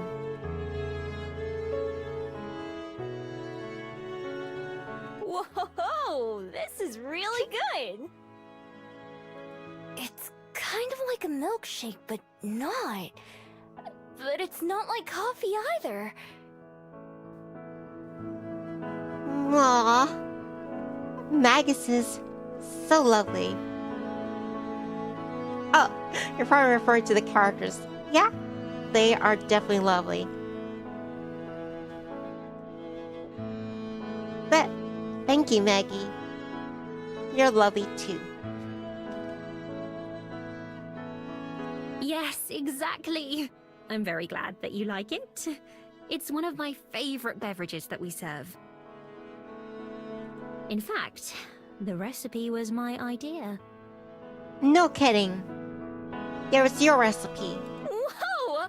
They should put you in charge of all the recipes. She smiles again. Seems like she's gotten over the crust of the spilled drink already. Thank you. I'll make you another one of my favorites next time, if you'd like. Totally! At least I know what to order next time, even though I'll have been forgotten.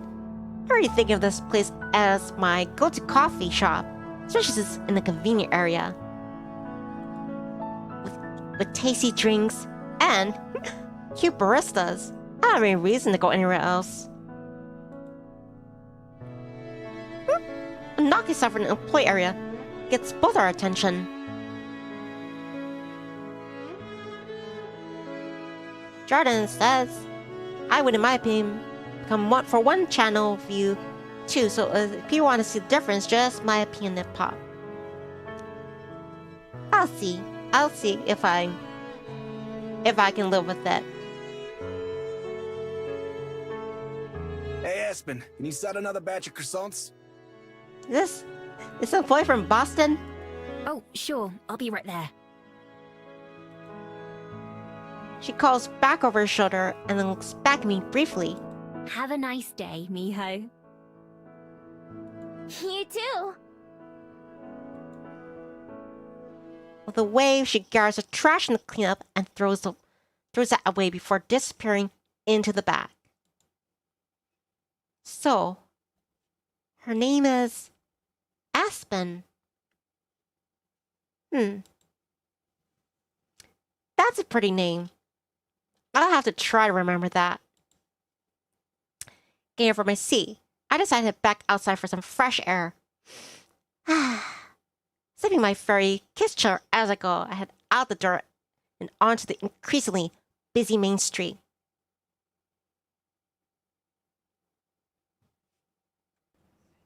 Yeah, I could do that too, Jordan. But I do know at some point I want to go back to some older streams, some other vision novels I did before, and then do a so-called quote unquote remaster them, because I feel like I've never proved leaps and bounds in both how I record things and read things and voice act things.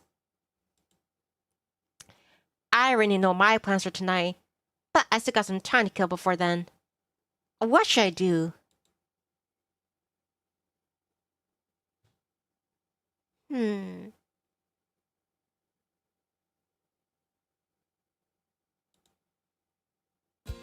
I'll go to Oriental Bay. I guess I'll go up the summit then. I'll be right back, Chirps. Please excuse me. Blah.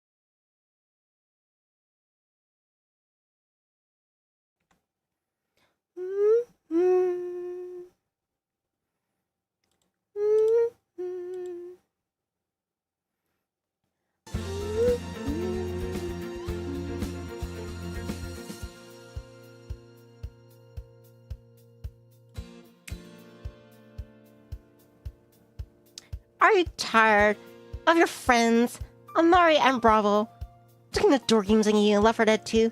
Then I suggest that you buy one of our patented Vampire Finch Nivnis. That's right, for just 6 payments of $0.00, you too get owed a Nivni Vampire Finch. Calm down. Hiya, Jarps. I'm back. Oh, sorry, Jordan. I didn't have the music for the scene on loop. Yeah, probably that's what people think. Huh? Is it frozen again? Is it lagging? Also, I was checking like if anything was interfering with the internet. Nah, I think it's just the internet provider. Just yeah. And Magus says gives you time to cook. I was thinking one of the new changes for like this year is that I don't know if people have ever done it before, but like things like the be right back scene, or like for like other scenes to like transition into. I'm thinking we could like pre-record it like stupid like make believe like commercials like the one I just did. I think that would make my channel unique. But anyway, yeah, back to the story. Let me just check, make sure it's still says connection is excellent. I have plenty of time to kill, and also restless energy. I decided to walk up Mount Victoria just to give myself something to do.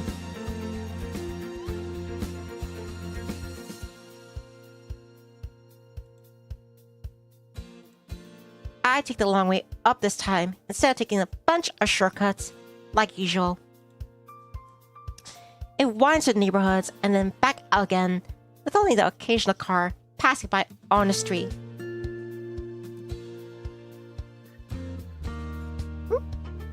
Jordan says, also in the pop, just giving my suggestion, trying to help you grow bigger, with the old videos. I understand, Jordan. I appreciate it.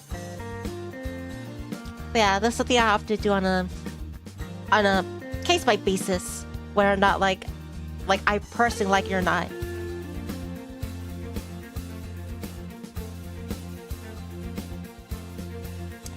It winds through the neighborhoods and then back out again, with only the occasional car passing by on the street. Compared to some of the other cities I've been in lately, air here is a lot cleaner, and the smell of nature shines through. It can't compare to being out in the wild for real, of course, but it's nice not to be choking on the exhaust fumes everywhere I go. The houses are weird though. Many of them sit on tall legs, like giant bugs with windows for eyes. More people seem to be coming down the mountain than going up. Lots of them sit past on bikes or skateboards, while others are just jogging by or just walking. This path is longer than I thought. Hey, a fellow bucket hat wearer. Halfway up, or so, there's a wooden bench just off the sidewalk. It's occupied by a man with dark hair and big sunglasses. As I'm about to pass by, he waves. Well, hello, miss. Nice evening for a walk, eh? Huh? Is he talking to me?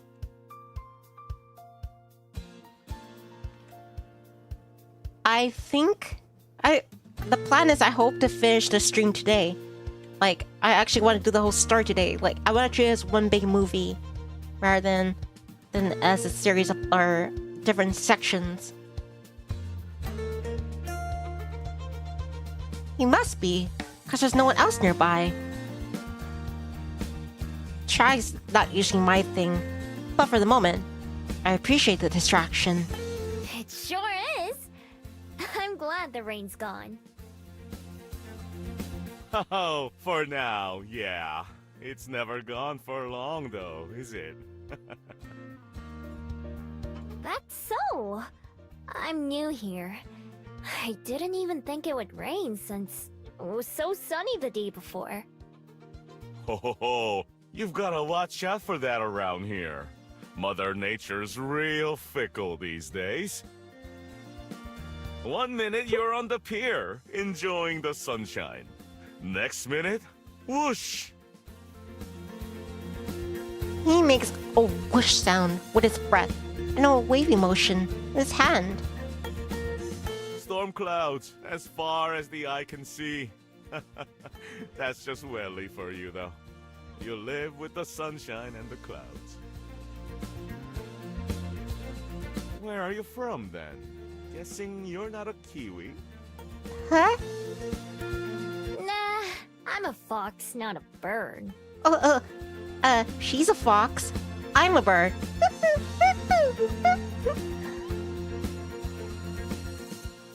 The man laughs, a deep belly laugh, like usual. I'm not sure what I said. That was funny. Not like that. Although those little guys are cute. A Kiwi is a word for us New Zealanders in general.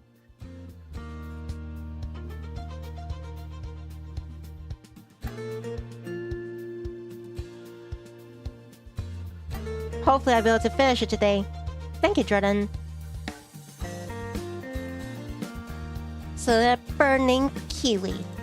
So it's a bird, a fruit, and people. I mean, there's a fruit called orange. And a color orange. You've got it. All three are delightful. Anyway, welcome to Wellington. I hope you're enjoying your time here in our little city. So far I am. I made my den here on the mountain. I've gotten coffee a few times, and I went to the library. I can really leave out my plans for the next time I'm in the library. Well, I can't say that's the usual tourist experience, but I'm happy to hear that it's working out for you. Staying long? Probably. I decided to come live here, but I'm still getting to know the place. So, maybe I'll change my mind.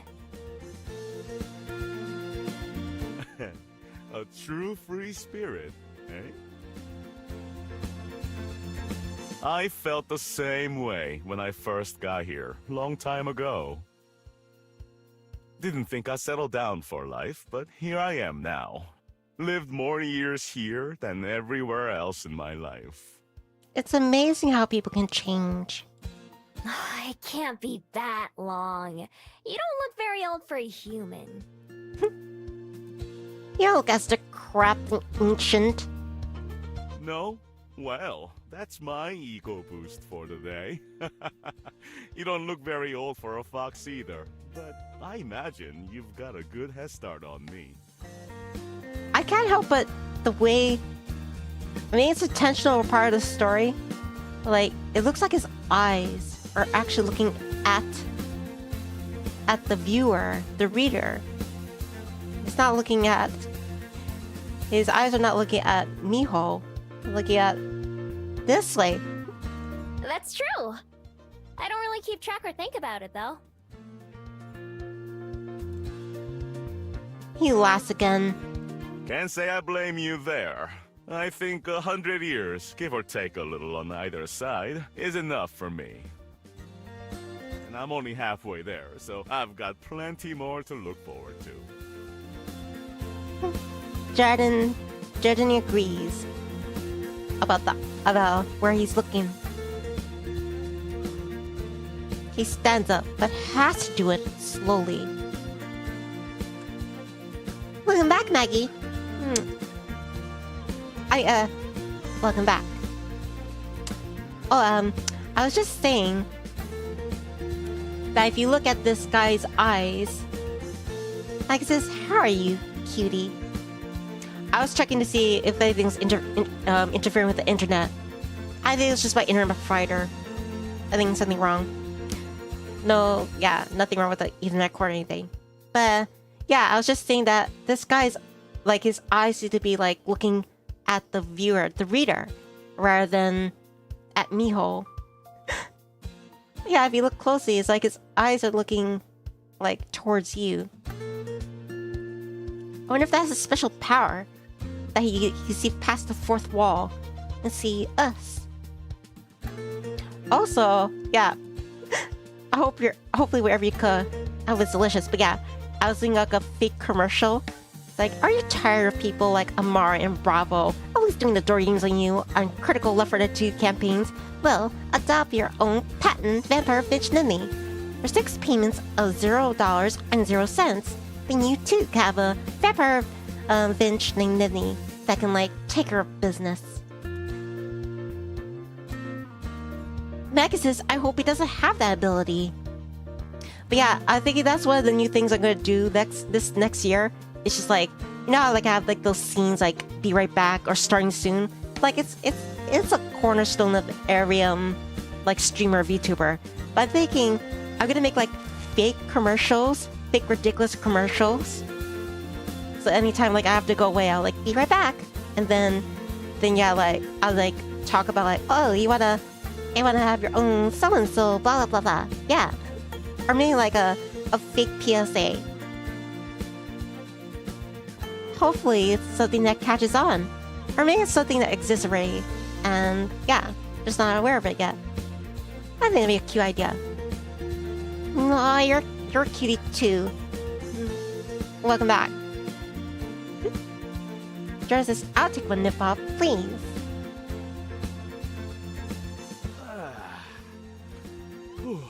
And sometimes I'm reminded of how many I've got under my belt already. Alright, now it seems like his eyes are looking at Miho. Yeah, because I could definitely see the dark pupils under his eye shades, but it looked like earlier it was looking at me.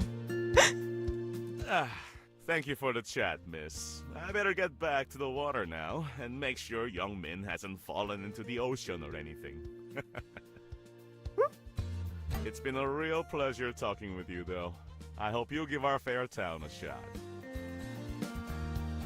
Thanks. It was nice talking to you too. And I mean that for once. He waves goodbye as he heads down some stone steps. I keep heading upwards. Oh, by the way, you haven't missed much, yeah. You're pretty much where we left off. Just decided to take this hike, and then we ran across this guy. And yeah, he's talking about how first he didn't think he would stick around anytime soon, but he spent most of his life living in Wellington. I never really thought about my age compared to humans. Humans don't matter to my lifestyle. I wasn't lying when I said I don't know how old I am. It's never been important. You know, sometimes even I forget how old I am. I just live in the moment. Places, relationships, memories, they just tie people down. I want to be everywhere. When I reach the top of the mountain, I take a deep breath of the crisp air. The wind blows my hair in every direction. I can't keep it out of my face. The wind is wild and goes where it wants. Doesn't answer to anyone. That's how I live my life too.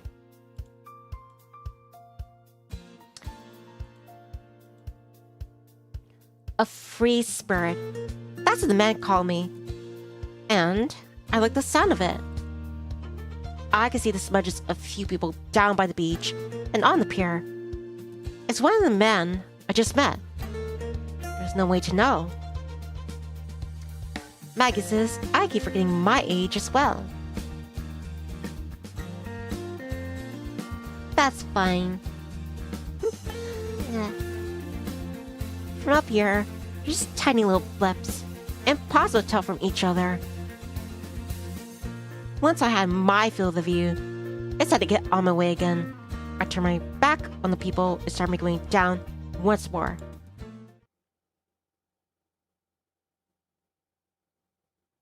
Now I should head down to Oriental Bay. We're trying to kill time until we go to the library. It's not far from where I am at the beach, so I decided to head down there. Passing through my city streets, I recognized some of this area from my first day here. I was running away from the skyport guard. Whew. Glad that guard chased me in this direction, or I'd have never found the bell house. Yeah, things happen for a reason, mijo. That's been the highlight of Wellington so far. When I get down to the beach, I take a moment to enjoy the salty sea air. From this level, it's impossible to tell where the ocean ends, where the open sky begins. I can see the sky from where I am, with a few older ships anchored in the harbor close by. While I'm admiring the view, a worried-looking woman comes up and waves for my attention. Hi, I'm looking for my son. He's about this tall and wearing a red sweater. His name's Tommy. Have you seen him? Nope. I haven't seen anyone like that. I just got here.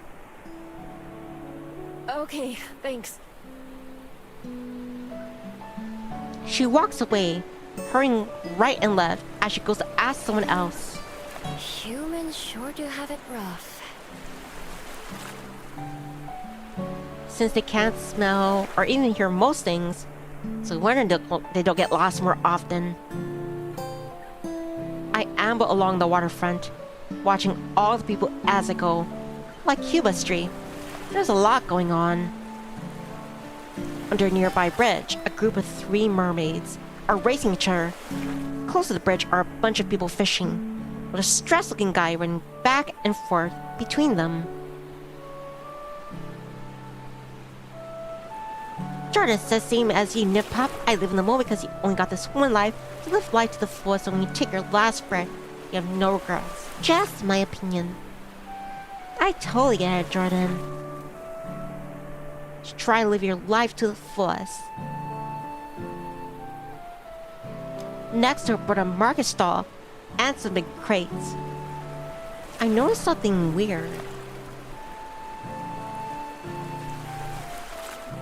There's a fable with a big flower on their head that spins like a propeller. They're using it to drift in a small circle above something near the crates. It looks like a cabbage to me. I have to check it out, of course. Nobody else is paying attention.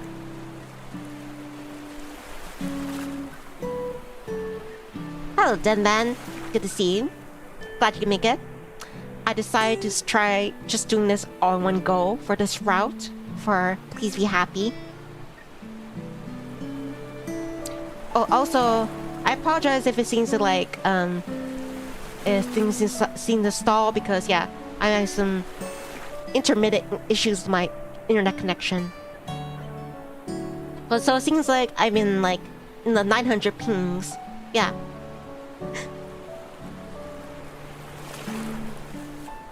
That's alright, Jordan. At least I felt there was honesty behind it. And let me check it says my internet connection is still excellent for the stream. I wander over and take a look. The feeble stops spinning as I approach. It gives me a helpless look, but doesn't say anything. On the other side of the crates, out of sight from the path, there's a boy sitting on the ground with his back to one of the wooden boxes. Are you Tommy? Kid jumps, totally surprised. Oops. He scrambles up and looks at me with wide eyes. How'd you know? Because I'm a witch. I'm a wizard. Your mom's looking for you. She seemed pretty worried. His expression goes from surprised to sullen real quick. I don't care. I don't want to go with you. Why not? Why are you over here instead? Yeah. 'Cause I'm hiding. Oh. Okay. That's rough, buddy. It's pretty crummy hiding spot. I mean, it's only open on 3 sides. I don't say that though. Instead, I look up at the fable floating overhead. It's almost as glum as Tommy. Who's that? Yeah, who's that? That's Jerby! You mean you can see him? Yeah, he looks like a cabbage. I can.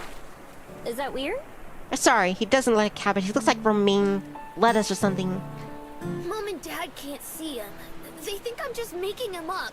He doesn't talk, but he's real. Jerby waves up from high. He kinda gave away your hiding spot. I saw him from the road. Mom can't see him, and that's all that matters. Why are you hiding from her? 'Cause... Understandable. Have a nice day. Tommy sits back down and scratches the dirt with a rock. Jordan says Jerby looks like a flower to me. Those like darker shades on him remind me of like romaine lettuce, like the purple sections. Tommy sits back down and scratches at the dirt with a rock. Guess he doesn't want to talk about it. I'm always glad to end a conversation. Well, good luck. I start to walk away. It doesn't seem like he's in any real danger, and I don't want to get blamed for him hiding in the first place. Sometimes a good deed doesn't go unpunished. Hey, wait a minute. I turn around. He's already standing up again. Are you gonna go tell her where I am? Before I can answer, his eyes get huge again. Tommy, there you are. I have to turn around again. This time, it's the winner from before. She's already flying past me over to Tommy. Are you okay? What were you doing? Don't you ever run off like that again. Oh, I'm just glad you're safe though. Yeah, show your irritation. I'm sure that will make you feel welcomed. Her voice goes up and down between relieved and angry. She has Tommy in a tight hug, but he's just staring forward grumpily. Jerby is flying in distress circles again. Finally, the lady turns to me. You found him, right? Thank you so much. I was so worried. No problem. Didn't do squat. I really didn't do anything. I did find him, but so did she. Guess she's not thinking about it much. Come on, Tommy, let's go home. We'll talk about this there. No, I'm not going. That's not home. My ears flinch as he yells. He stamps his feet on the ground to make his point. Tommy, sweetie. Home is where it's you, me, and Dad, not that apartment. It's still your home too, but this, it's like your second home now. No, it isn't. Not without you, it's not. Do you and Dad really have to get Aww. A puppy? Tommy, who's already sniffling, can't keep from breaking down and crying as he throws his arms around his mom and hugs her back. I don't want you to go.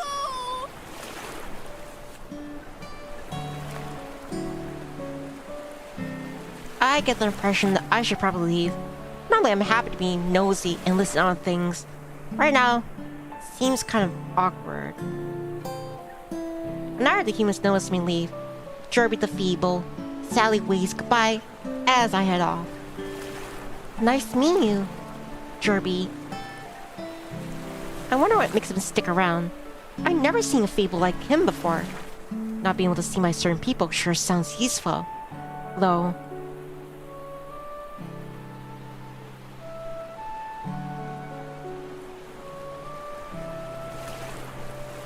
I don't have to go anywhere far before the sounds of Tommy and his mom are drowned out by the noise of the waterfront. I easily fit into the crowd of people milling about. Being able to live a life that no one notices is close enough to being invisible. I'm pretty sure that I don't even ever have those kind of tearful conversations or panic about someone missing. No, being part of the crowd is just perfect for me. I stand at the concrete and admire the ocean until I have my fill, and then I start wandering again.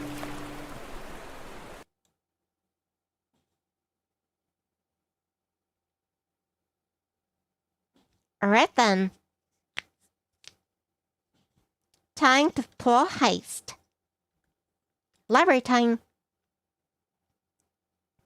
When the moon is high in the sky, I decide it's time.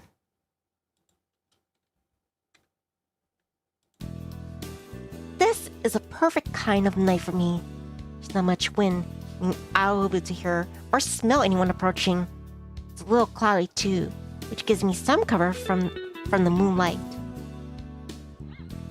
I make my way back up to the library, stopping as soon as I'm within sight of it. I find a shadowy place to hide and watch the front for a few minutes. Like I hope, nobody goes in or out. All the windows are dark too. I slowly creep up towards the entrance and ready to transform and flee if I have to. Nothing happens. No one tries to stop me.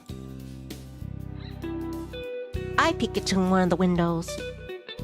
It's dark inside, and I can't see anyone at all. Perfect. I move around to the back side of the building and check those windows too. Same thing. It's dark and empty. This is gonna be too easy. Back at the front door, I pick the lock and slip inside. Like a fox pickpocketing a convenience store, I sneak from room to room. Oh, I should note that if anyone listened to my other stream, my playthrough of Heart of the Woods, Jordan was kind enough to point out, you see that portrait over there? That is the fairy grove from, yeah, the Heart of the Woods. I sneak from room to room, revisiting the items I memorized yesterday. They're not expensive, or fascinating to think of them as treasures. I end up leaving a lot of them alone since I don't want to carry too much with me. The rest going into my coat pockets. Finally, I end up back at the painting in the corner, piece that started this whole plan. I have to set a couple of things down on the floor, because the painting needs both hands for me to lift it. It's heavier than it looks, though it's not very big. Probably a good sign for how much it'll be worth. And then, work with me. I had to jiggle it a couple of times to get it off the hook, but I manage. Tucking the paint under one arm, I pick up the other goods from the floor. This should be good enough for one night. Best get in and out quick. I start to head back for the front door, where I came in. Before I get there, let's split the room. My heart starts to race as I immediately prepare to run. A quick glance over my shirt shows the woman from last night, standing at the top of the stairs. Her eyes are glowing blue with anger. She takes a step forward, not seeming to touch the stairs. Leave that painting alone. I gotta get out of here now. Now! Throwing caution in the wind, I clutch my spokes tight and charge for the door, trying to make myself as small a target as possible. The painting is too big for me to transfer, and so hard to, So I gotta do it on these two legs. Stop! Please! I don't stop. Just like my arrival here, with the guards at Skyport, the thrilling chase already taken over. It's exciting and scary at the same time. Either way, it spurs me to move faster. Using my shoulder, I crash out of the front door and into the night. I run as quickly as I can, keeping an eye out for patches of slick mud or puddles of water. The path I take goes far past Mount Victoria and my den, and ending up in a small residential area. I stash a paint under a parked car and take my fox form and crawl under a house, upsetting a mean gray cat who's already hiding here. It makes a low growling sound, and I glare at it, desperately willing it to be silent before it gives away my possession. I growl back as best as I can, and that seems to scare it into shutting it. I'm not sure if I was being followed or not, but I don't want to take any chances. After 10 minutes or so, I climb out, pick up my loot, and stay back towards my den. Now that the excitement's worn off, I just can't keep a smile on my face. There's nothing more satisfying than pulling off a heist, even one as easy as this. Jordan says, "Yes, I did. I'm glad you remembered that, Nivpa," referring to the Fairy Grove painting. Other thieves I've heard about must have had it rough. Had to stick out a place for a long time, trying really hard not to get caught and make sure not to be seen. I never done much planning. I just do what feels right. My ability to transfer makes it pretty hard to catch me. Although I had to leave behind the stuff I was taking once or twice. And honestly, it would get boring if I never got caught and had to run. My good mood lasts me all the way home, and then disappears completely when I see who's waiting for me.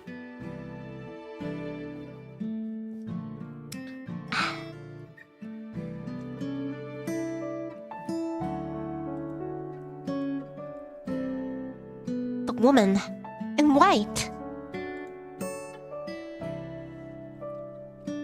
She stands just outside my den, looking like she doesn't care at all about the cold or the mud. In fact, her perfect clothes don't seem to get dirty at all.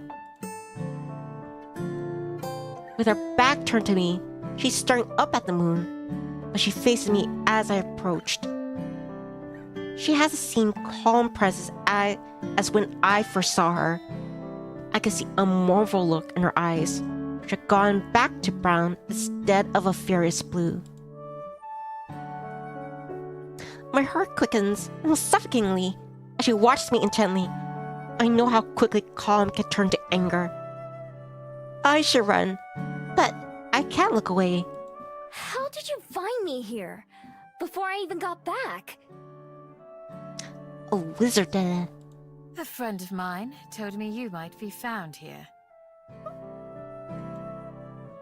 Her voice is soft and warm, unlike the way she shouted back at the library. A friend. But who? I wasn't followed. I'm sure of that much. The shock of being found wearing off. The realization that I'll need to find new places sets in. After all that work too. I apologize for showing up uninvited. I'm here to ask that you please return that painting to me. You may keep the frame if you'd like. But the painting itself is very dear to me. Oh, I looked down on the portrait. I've been careful for a while now, but I haven't given the picture itself much thought. It's a beautiful pink, clearly very old. The girl shown it is wearing a long, flowing dress, looking down with a small smile. And also... She breathes out slowly, and my eyes narrow. It's the sound people make when they're acting calm, but they're angry. Should you want it, I have an extra room available in my library, with a soft bed and a warm meal. You may stay as long as you wish. Huh? How do I just try to rob her? She's offering me a place to stay? Okay, now I know this must be a trap. There's no way. Although, it's the same thing she asked me last night, before I broke in. I'm sure she doesn't remember that.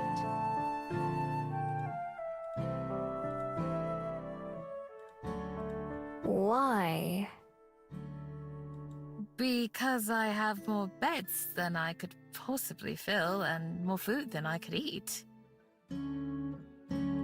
If there is someone who wants or needs them, is it not appropriate to share these with them?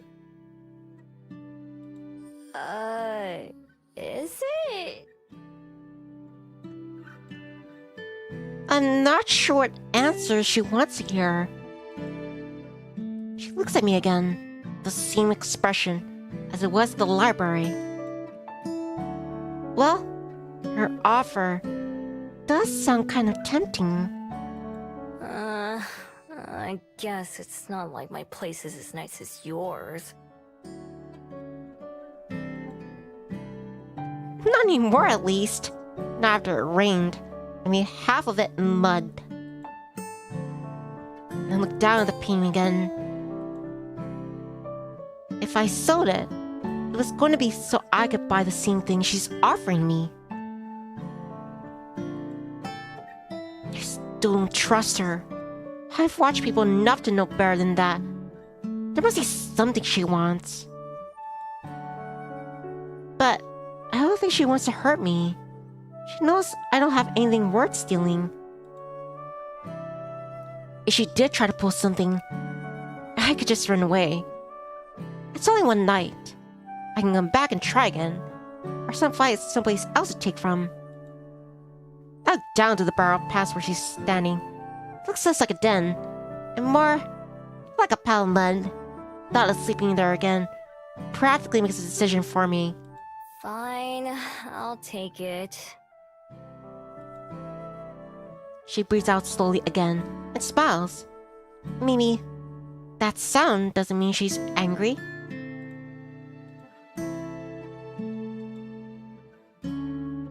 It's like her being a fox and not understanding human nuances. It's like, yeah, being on the spectrum. Wonderful. I'm glad to hear it. I should introduce myself properly. My name is Juliet. May I ask what yours is? Miho. I've had to introduce myself twice in a row today. Now, that's gotta be a new record. Well, Miho, it's a pleasure to make your acquaintance. Let's return to the library. I can carry the painting if you'd like, or you may hold on to it until we get there. I'm on the spectrum too. Sometimes, yeah. Sometimes some jokes or things like fly past my head. Yeah, like that one time someone said, "Better watch that thing, or it might grow legs," and walk away. I was like, huh? Things grow legs? And like, no, it's expression. Like, oh. Okay. This is the cute spectrum. I shrug. Here, feel free. She receives it very gently, and I quickly fall in beside her as we begin to walk back. To my relief, she doesn't try to make any conversation. Instead, she silently cradles the painting as we go. When we get back to the library, lights are off and the door is still unlocked.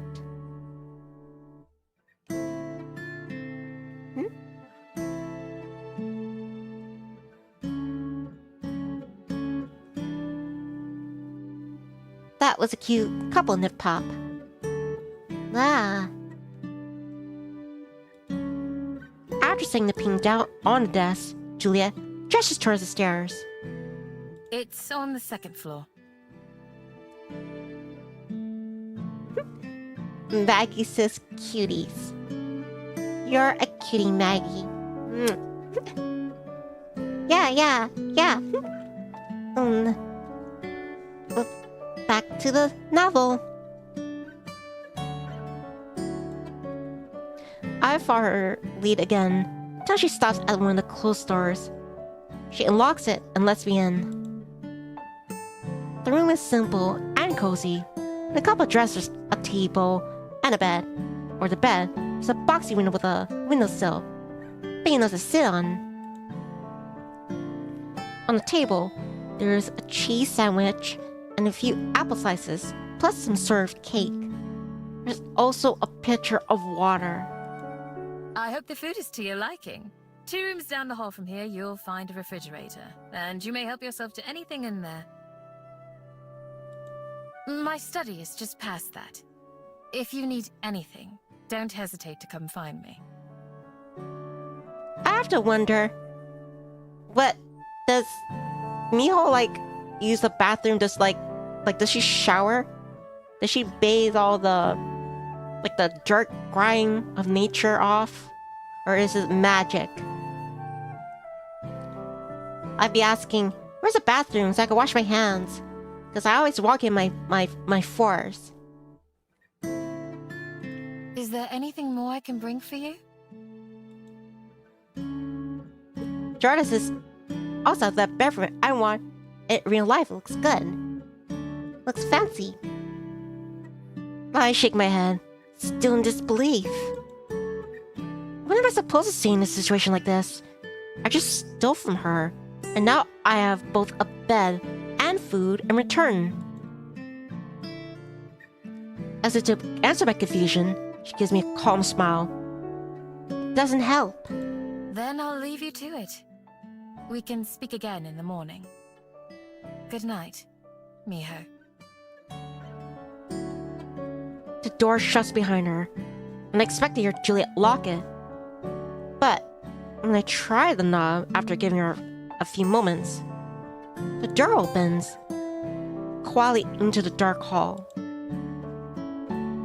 Juliet's nowhere to be seen. I pull the door shut behind me and I inspect the room for any hidden threats. I also check the food, sniffing it to make sure there's no poison or anything. If there is, I can't smell it. And so, I dig in. Whoa. This is really good.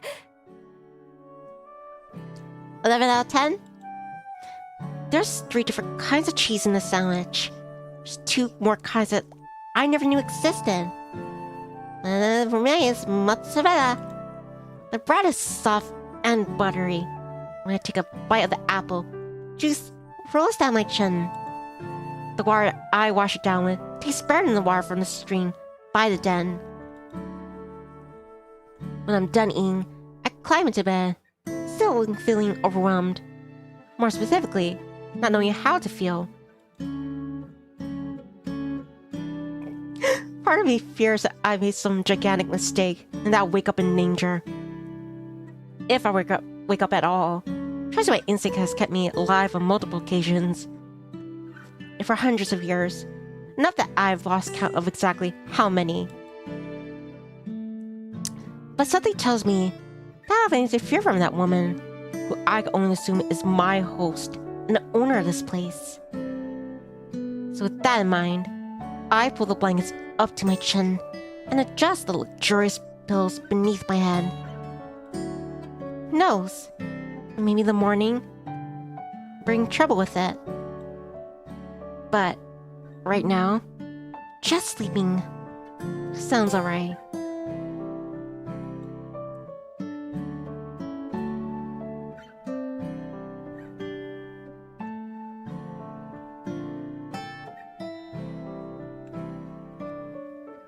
That's fine, Jordan.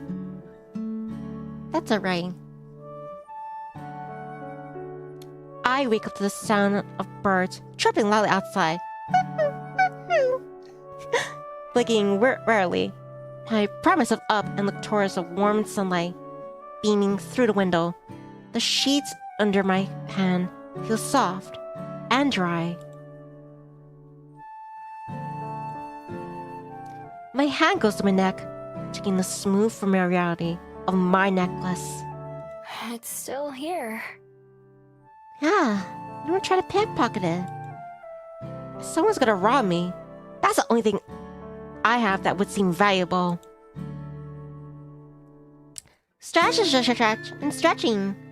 I sit up and look around. It doesn't look like anyone came in here while I was asleep. I mean, I really am safe in here. I wonder if Juliet's friend was the scent I noticed outside my den on the first morning.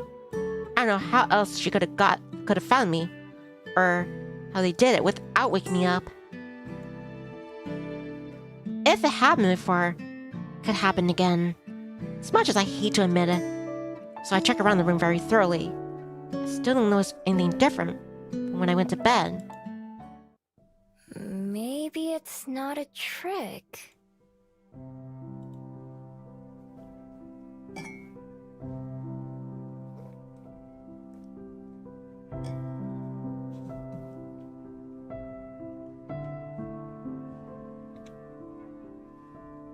If it happened before, it could happen again. As much as I hate to admit it, so I check around them very thoroughly. Still don't notice anything different when I went to bed. All my past experiences have told me that there has to be a catch. Nothing is free. Nothing.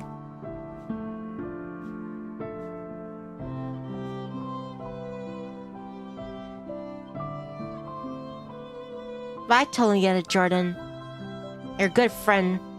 They can spend time with them, help them through their time of need.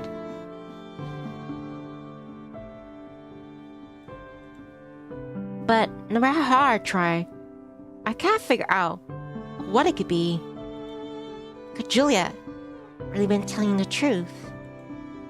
It just seems so unlikely. It'd be nice if it was true. But if it wasn't, if I let myself believe, only to be wrong in the end, that would hurt even more, wouldn't it? No, better to not take the risk. After all, I lived a lot of years this way. It's not like I hate it. Making my mind up helps me feel better right away, too. It just makes more sense. If I try to stay, I don't think I ever stop worrying. This way, I know for sure that I'm in charge of my own destiny. Now that I know this room is unoccupied, I might be able to sneak back into sometimes when I need a place to stay. It wouldn't be too hard to climb one of the trees and then get to the window from there. I'd take one last look around. For just tonight, it was a nice what if. Then I head downstairs and out the door, without speaking a word to anyone. It's another nice day, same as when I first arrived in Wellington. Warm sun and blue skies with a hint of clouds. For a while, I meander around town eating the last of the pastries at the convenience store hall for breakfast. Day feels like another restart. I have no den, no supplies, no anything. It's less exciting now than it was when I first arrived. I don't have a destination in mind, but eventually end up at the waterfront. There's an airship over at the bay, descending closer towards the skyport. A couple of kids down on the beach wave at it, seeming excited. People arriving on that ship all have somewhere they're planning to go when they get off. Huh? All got people waiting to see them. What have I got? Some trash and an old scroll? So far, Wellington's give me nothing but questions. They never bothered me before in any of the cities I've been to. So, why now? Guess that's another question for the pile. I push myself off the railing and head back into town. I go through the motions of scouting for somewhere to rebuild my den. But my heart really isn't in it.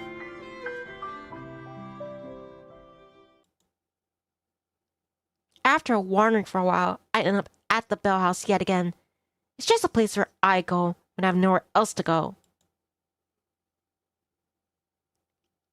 There are more customers than usual, so there are 2 people working behind the counter. It only takes a brief glance to notice that one of them is Aspen. Aspen. I wonder if she'd think I like a fairy kiss chiller again. Or maybe I'll make a different sort of first impression today. The line moves pretty quickly. How's that Aspen doesn't spill anything this time? When it's my turn to order, I sit up to the counter with a fake smile. Oh, hello! What can I make for you today? I'll have a fairy kiss chiller, please. Yeah, those are delicious. Certainly. Good choice. I reach for my wallet to pay, but she stops me. Oh, don't worry about that. It's on the house today. Hmm? Great! Yeah. What does that mean? Oh, it's when you take your fairy kiss chiller and you eat it on top of a house. It means that you don't have to pay for it. As an apology for yesterday.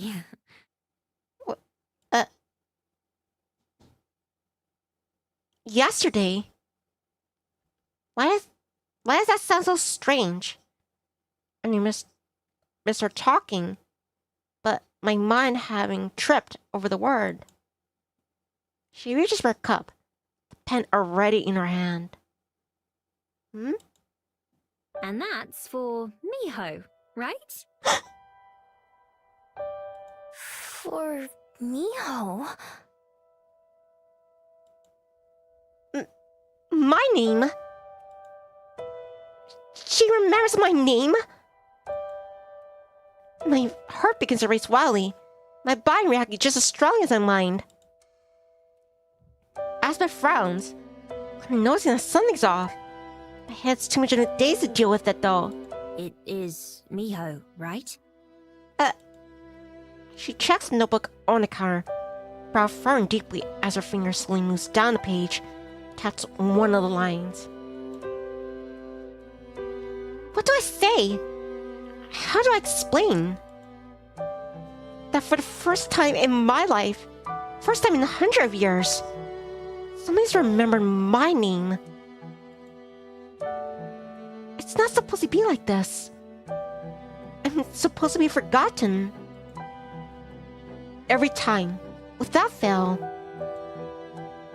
It's my armor. It's my life. I take a step backward. I have to run. I have to get out of here. I have to get away. But where to? I've just been running. And I don't have anywhere else to run to. But I don't have any other choice. Without plan or destination, I turn on my heel and bolt outside, not daring to look back. Everything is wrong. I have to go. Miho! She calls my name again as I disappear into the street. It's not the first time that I've heard that as I fled. But never like this. Never such a confused, worried tone. Feeling sick to my stomach, I push myself to run even faster. Maybe I should just leave this whole city, get on the next airship out of here, and act like it never happened. I can go somewhere else, back to China or America or anywhere, and start over again. Within days, it'd be like I never came to Wellington. My life would go back to normal, and eventually, I'm sure Aspen and Juliet will forget me, just like they're supposed to. Nothing would be different. Except, that's not quite true. I wouldn't forget what happened to her. Even if everyone else did. No matter what, I'm sure I won't be able to get past these past few days out of my mind. When I get back to Mount Victoria, I finally stop running. Not because this place is special, because I want to come here, because I don't know where else to go. I make my way to the top of the mountain, just like I did on my first day. The view which I admired so much last time doesn't do much for me now. Instead, the scene looks cluttered and confused from up here. My chest hurts from running so hard. I'm much more used to quick bursts of sprinting to get away from something or someone. I guess there's still what I'm trying to do right now. But I'm not too sure what it is I'm running from. Whenever something goes wrong, my first instinct is to flee. Aspen remembering me definitely counts as something wrong, and I try to stop thinking about why. Some of the reasons are obvious. We'll see. What if it's not just Aspen? What if everyone can remember me now? Even worse, what if people who forgot about me, like a long time ago, start to remember me? Both could get me in a lot of trouble. My days as a thief will probably be over. There's someplace I can never show my face again. The smart thing to do is to leave. I can even see a couple airships at the skyport right now. I have everything with me. I could just go. There's nothing keeping me here. I make my way to the top and now just like I did my first. And yet, I don't move. I still don't know what it is I'd be running away from. From Aspen? From Wellington? When I think about it, I have to admit that running wouldn't get me anywhere. This worry, these questions, will follow me wherever I go, no matter how far, no matter how long. So then, what do I do? Only answer I can think of is the scariest one. The one that goes after everything I've learned. Closing my eyes, I picture the library and Juliet's offer. I picture Aspen, who I barely know, has already changed my life. Maybe I should stay and try to find out more. Maybe, just maybe, being remembered might not be that bad at all. I clench my fist so tightly my knuckles turn white.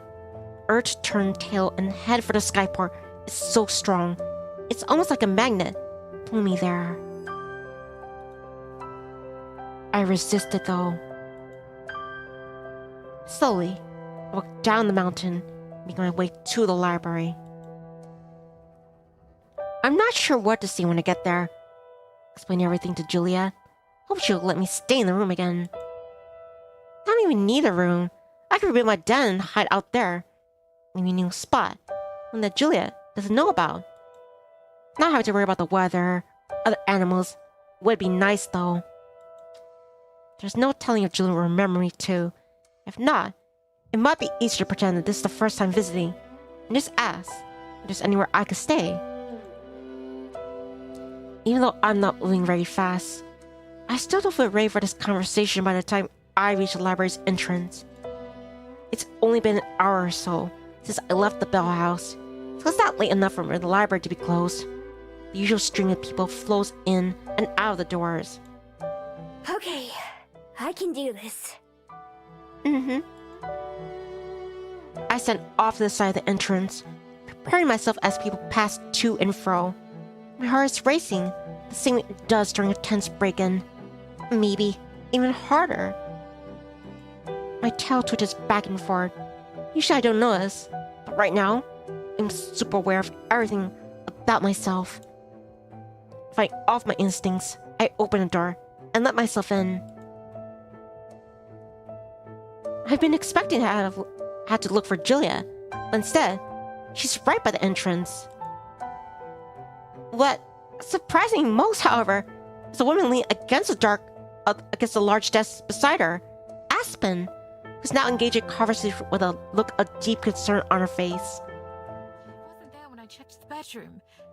I wish she would have spoken to me first, at least. I barely catch the end of Julia's sentence.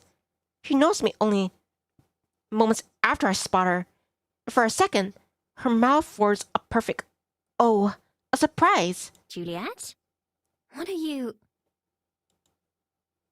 Aspen turns around to follow Juliet's gaze, her eyes opening wide at the sight of me.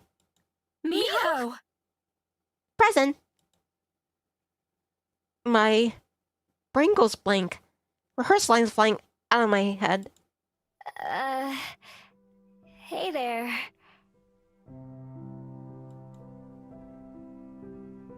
I slink over to where they're standing, hands in my pocket, unsure what I should say first. It's nice to see you again, Miho. I was hoping that you'd return. Me too. That was pretty sudden. I worked extra hard on that drink for you, you know.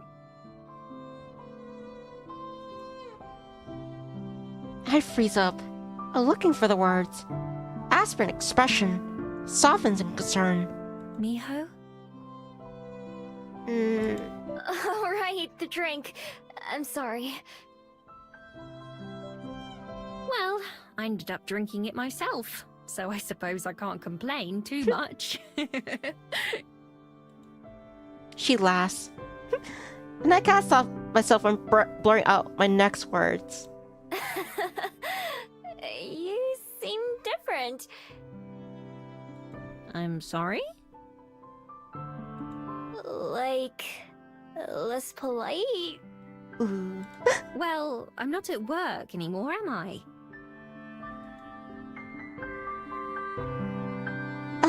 Not even sing. Was it playing a scene again? Will you be staying for a while, Miho? If so, we can continue this conversation in the dining room. It's a bit more private there. Juliet takes charge of the conversation effortlessly, and I accidentally sigh in relief. Yeah, sure. That sounds great. I'm not gonna run away again. I'm glad to hear that. Right this way, then.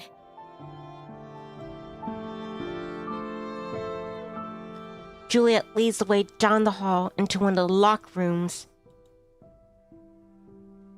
We enter a cozy little room with a table and a few chairs, as well as a fridge. Three of us sit down, and although I move my chair, so I'm not close to the others. Can I get you anything to eat or drink, Miho?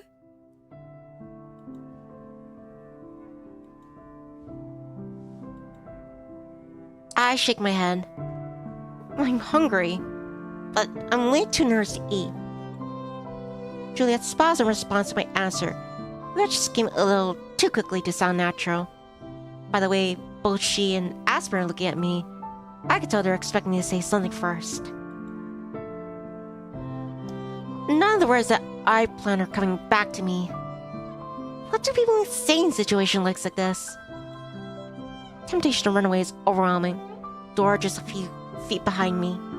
My knuckles whiten as I tightly clench my fists in my lap, pushing myself to resist the urge.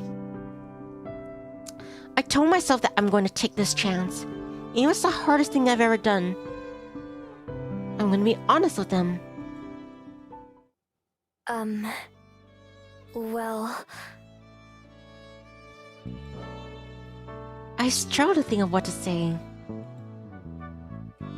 Juliet waits patiently, her eyes gazing coolly in my direction, more directly at me. Aspen soon grows restless, however, her expression clouded with concern. Sorry.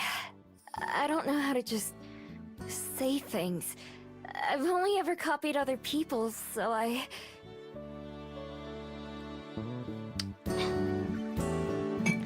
Aspen's expression clears up in some sort of understanding. It's It's okay, Miho. Take your time. So I don't really know how to talk like this. You're doing just fine. If you say so. It's not just talking either. I don't know much about anything. Well, anything human. All I really know about is being a fox. And all we foxes care about is how to survive. That makes sense. It might be hard to believe, but I'm not a normal fox either. There's something kinda special about me. Kinda different. I fingered the beads around my neck. The constant warmth and presence is reassuring. I avoid looking at either Aspen's or Juliet's face. What else? Usually, I have to steal to get by. I don't just have to, I like to. I'm good at it too. That's how I ended up meeting Juliet. Yeah, there's nothing more exhilarating. And the reason I'm so good at it is because I don't know why it happens, but ever since I got my human form, everyone forgets me. Even the people who catch me stealing from them. After a day or two, I can walk right past their face and they wouldn't even recognize me. No one has ever recognized me. Until Aspen remembered who I was at the Bell House. It was such a shock that I ran away. That's what I always do. I was thinking about leaving Wellington forever, even though I just arrived a couple days ago. I'm still kind of tempted, but instead, I came back here. And that's it. Yeah, let's just be honest. Just hearing the words come out of my mouth makes you want to die of embarrassment. It makes you uncomfortable when other people think about me. And yet, everything out there feels surprisingly good. Jordan says also the Bell House is an amazing name for a cafe, in my opinion.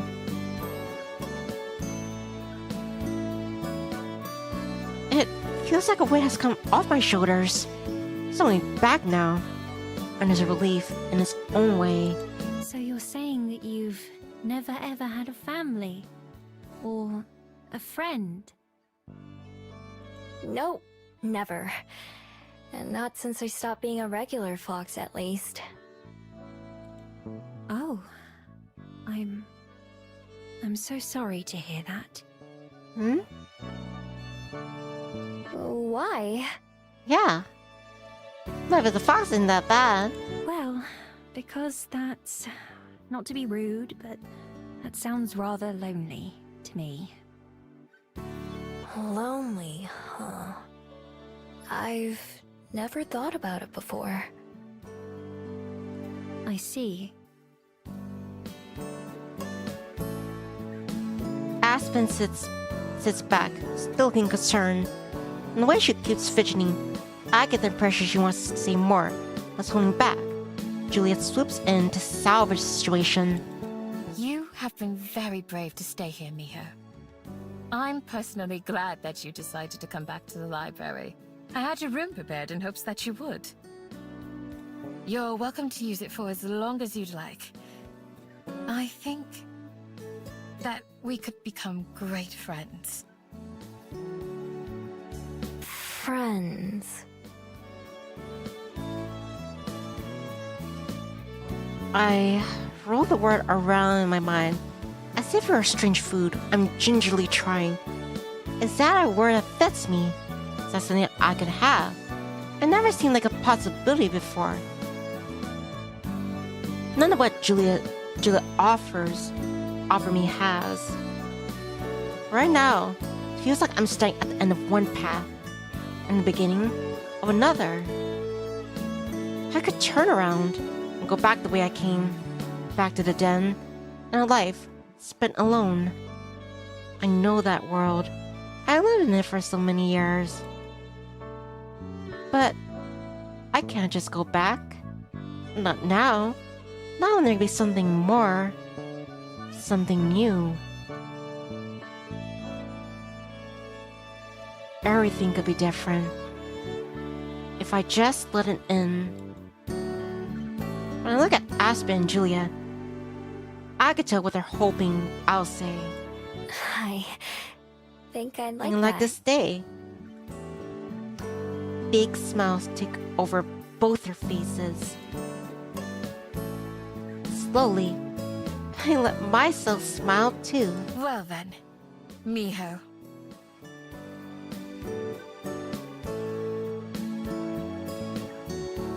Welcome home.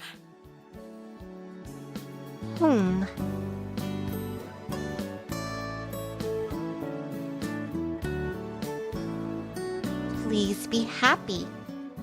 Chapter 2. A Life Worth Living.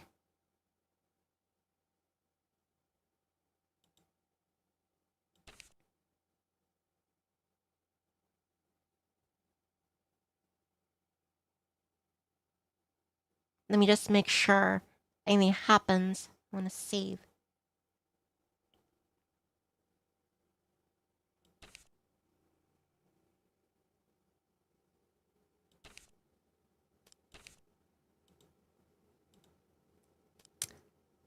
Right?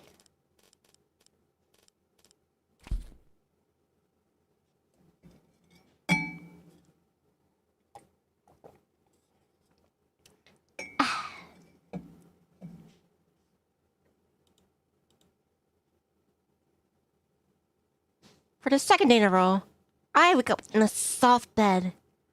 My bed. Stretch. I'm stretching. It's early. Library downstairs is silent. No one else here, aside from Julia. I didn't even try to falling asleep last night. Just pass out like this, with human arms and legs. No wonder I'm sore. After I agreed to Julia's offer, the rest of the day passed by quickly. Aspen and Julia showed me around the house part of the library, and Julia made dinner for the three of us.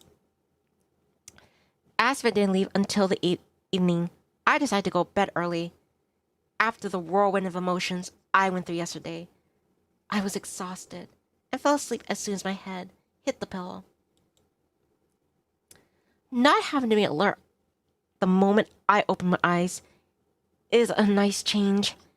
I could toss and turn, even doze a little bit longer. I get as much rest as my body will let me. Once I had my fill of being lazy, I finally crawled out of bed. Okay, time to get up. It doesn't take me long to get ready. I tiptoe to the door out of habit, so carefully that only someone with a super keen hearing will be able to hear me. Then, I remember. Oh yeah, I don't need to sneak around while I'm here. Sneaky. I loosen up and take a step out into the hallway, shutting the door behind me. Being so openly noisy is almost harder than being sneaky.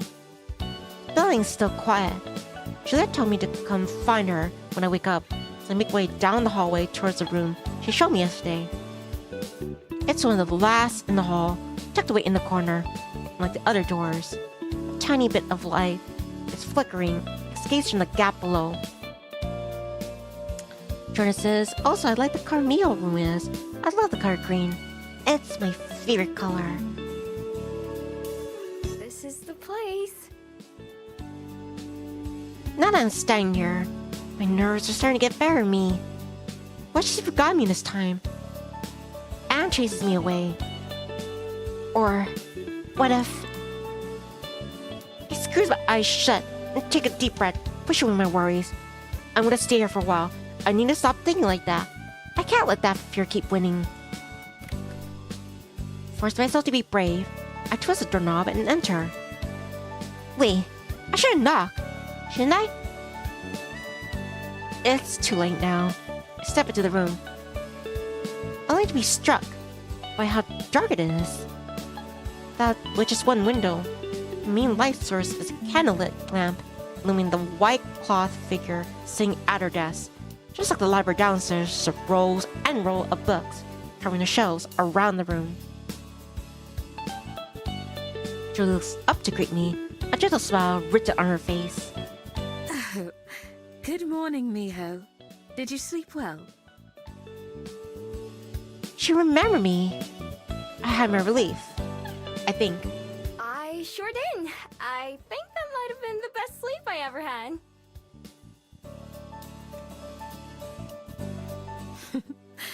I'm most glad to hear it. Would you like to sit down? Oh, sure. Thanks. Yeah, thanks.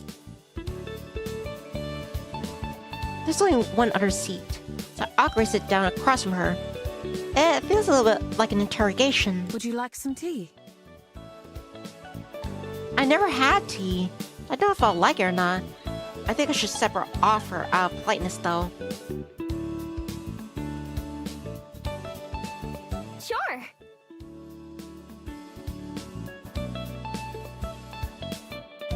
Julia puts out a teacup from a shelf nearby and sets it on a little plate, then pours the tea without spilling a single drop. She pushes the plate with the cup over to me. Sugar. I've eaten enough human sex to know that I don't like sugar. Yes, please. Julie offers me a small pot of little white cubes. Without hesitating, I take 2 and toss them in my mouth. They're kind of crunchy at first, but quickly falls apart. Julia frowns just a little. I'm not that human, probably wouldn't notice. Did I do something wrong? Wait, I know. Oh, thank you. That gets her to smile, so I'm pretty sure I did the right thing. Miho, you're supposed to put it in your tea. Silly fox. We'll have breakfast in a little while. Aspen usually comes by to help open the library, and then we eat together. That sounds nice. Does she help out because of the sunlight? My, that's astute of you. You're correct. Although I'm able to tolerate a bit of sun, I do prefer the dark. I wasn't sure if you knew I was a vampire or not. Vampire? I figured it out just now. That explains how you were able to hear me and find my den, huh? Indeed. That said, I have my dear friend Orpheus to thank for helping me know where to find you. Something scratches the corner of the room, and look up to notice a large bat dangling from a hook on one of the shelves. Has that been there the whole time? Is he also... No, Orpheus is a bat through and through, not a vampire. He happened to notice you on his way home one day. So that's the friend you were talking about. I was wondering about that. I have the pleasure of knowing several of Wellington's loco bats. They keep me apprised of news from around the city. You're not, like... you know... I tap one of the front of my front teeth. Not sure how to ask a question politely. Oh, heavens no! I consume as little blood as one of my kind can, and what I do partake of is freely donated. Same here. I love this city, and its people. I'd never had them like that. Besides, I had quite enough of that during my time in the underworld. Is that where you come from as well? Oh, I'm not from the underworld. I'm from Korea. I wonder if they're ever gonna explain what the underworld is. I've heard lots about it, though. I'm one of the only fabled I know of who doesn't come from there. For a long time, I didn't even know that other fabled existed. Indeed. Gumio like yourself are some of the few I know of. Wait, Gumiho? Is that what I'm called? That explains a lot. Sup, Gumiho?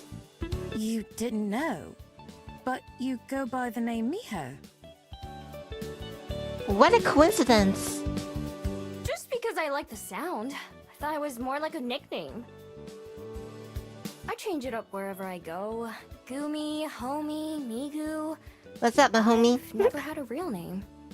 I didn't even know I had a kind. I've never met someone else like me. I wonder if we'd have much in common. Have other foxes, well, Gumiho? Living the same kind of life I have. They're better thing with people that I am. That's why I never see one. Are there any other Gumio in Wellington? None that I know of. It's possible, though. I'm not sure what I'd say if I did meet one. I wonder about artists like me before. Since I never met one, I eventually assume they don't exist.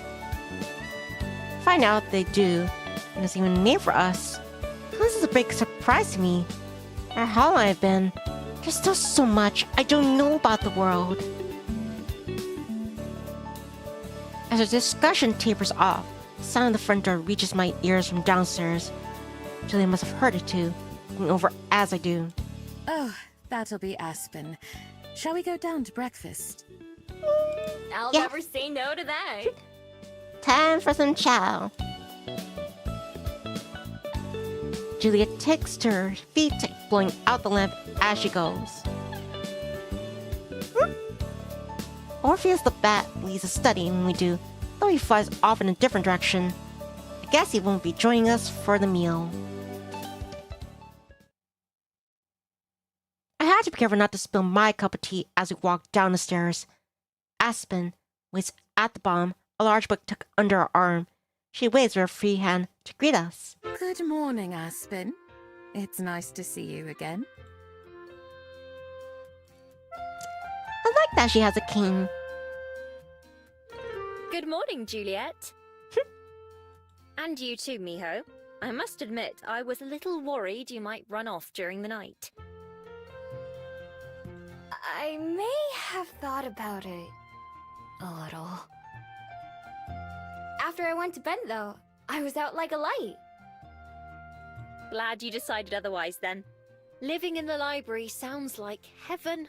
I can't believe you'd think about giving that up. Anyway, I'm opening today, so I can't stay too late. I'll go ahead and take care of the windows. I'll get started on breakfast then. Would you like grape or strawberry jam?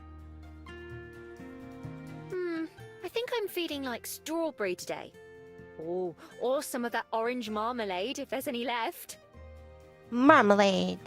You have to let Miho try that too. How about all of them together? I'll see if we have it. Is that a nonce you have with you? You can just leave him on the desk for now. It sure is. I'll be taking Jacques on the way out. I'll write it down.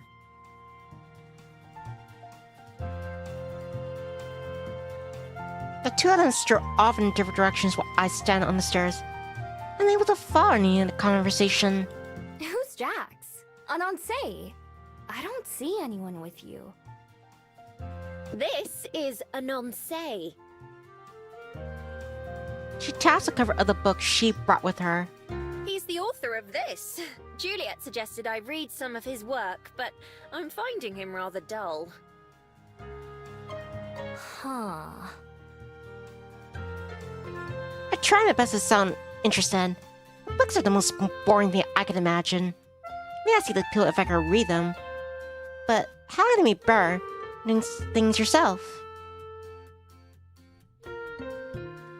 After setting the book down on the front desk, Aspect goes in the main room, leaving me alone in the hallway. I make my way down the rest of the steps. Looking down at my teacup, I decide to take a sip.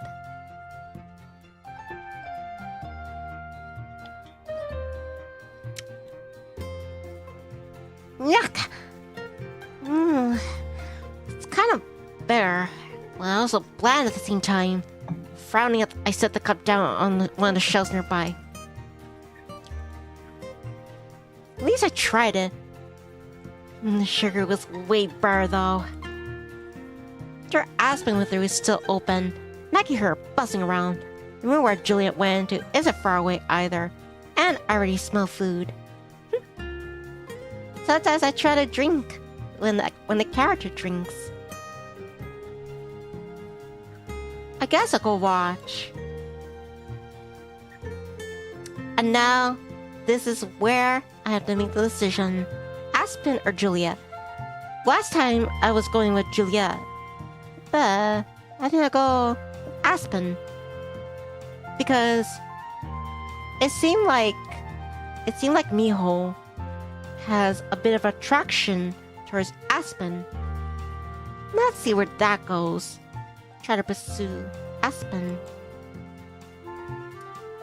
Aspen is in the book room by now. I wander in that direction. She stands from window to window, pushing them open and pulling the curtains back.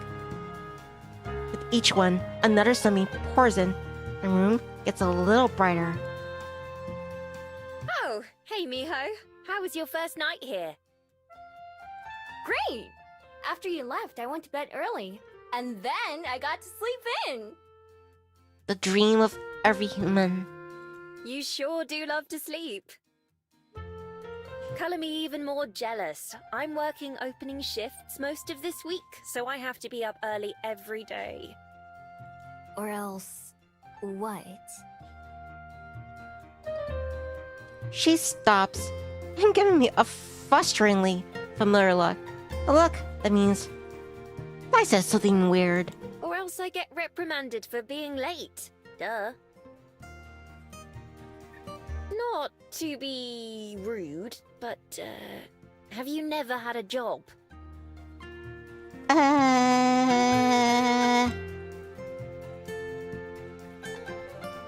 Nope.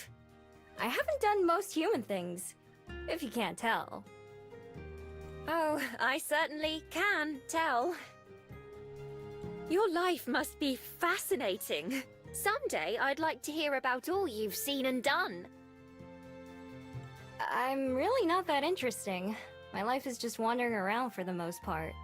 I try to avoid doing stuff as much as I can. Neo, you're my animal spirit. I know plenty of people who would kill for a lifestyle like that, you know. After pushing open the last window, Aspen starts to drift around the room, moving chairs and furniture into their spots. Anyway, I come here most mornings just to have breakfast and chat with Juliet, even if I'm not opening. Is there not any food where you live? There usually is, but I enjoy the company as much as the food. Speaking of which, Juliet should be about done by now. Let's join her, shall we? I fall behind Aspen as she walks on, adjusting and rotating a few more out-of-place items on the way. By the time we reach the kitchen, there's a big pile of burnt toast and different spreads waiting for us on the table. As we walk up to her, Juliet's setting down a plate of sliced fruit and there are fried eggs beside it. You two are right on time. I was just about to call for you. I have a sixth sense for it, apparently. We all sit down and dig in. Food, of course, is delicious. So, Miho, how will you be spending your first day as an official Wellington resident? I don't know yet. Hadn't really thought about it. Now that you mention it, I'll have a lot more free time now, huh? Usually I'd go hunting for food, or looking for a better place to stay, or... Instinctively, I go aside as I reach for my pocket and the familiar crumpled, coupling paper. Or... If it's something you don't want to share, don't feel that you must. Right, that too. I hesitate. I'm not sure I ever told anyone what I'm searching for. At least, not the specifics. I had a lot of first times lately, though. What's one more? Besides, the two of them can help me. No, it's okay. I've been looking for someone. I wipe my hands first, making sure they don't have any crumbs or grease on them. Then I carefully slide a thin scroll from my pocket. I always keep in the darkest, deepest part, where it won't get wet or damaged. With great care, I gently unroll it, letting the two women see the ink, markings brush on the scroll. Edges are fuzzy with age by now, but the text is still legible. I think, anyway. They gave me this a long time ago. I don't know what it says. Wouldn't it be funny if, the scroll, with all scrawlings, it just said, "Please be happy"? Is that Korean? Maybe Chinese? I'm not able to read either one, unfortunately. They remind me of older Chinese characters, but I can't be certain myself. Sorry, but I'm not too familiar with them either. They look a little defeated, but I quickly wave off their concern. It's okay. Nobody I've asked could read it either. For all I know, they might just be scribbles. I thought that maybe if I knew what it said, it would help me find them. Who exactly are they, if I may ask? They're a traveler. I learned that word just to be able to describe them. They were the first human I ever met, and they told me stories about the rest of the world.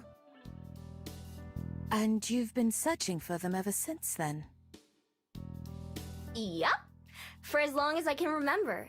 I met them back in Korea, when I was a fox. I couldn't understand what they were saying, not until much later. Reminiscing about them gives me a very particular feeling. It's warm, fuzzy, but also a little sad. I think some people call it nostalgia. My voice is a little quieter as I finish what I mean to say. But that never stopped them from coming to see me. I don't know their name or even where they're from, but I'll definitely recognize them when I see them again.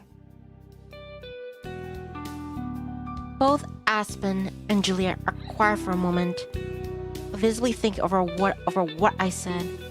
After a long while, it's Juliet who speaks first. In that case, I'd be happy to assist in any way I can. Me too, of course. Speaking of which, I may have found something useful to you. I was doing a little bit of research on Gumiho last night. There was surprisingly little to be found compared to some of the other fabled. Wait a sec.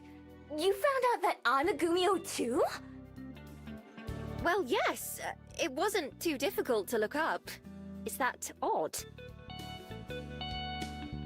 So last in a day, both Aspen and Juliet were able to learn something about myself that I couldn't in a lifetime.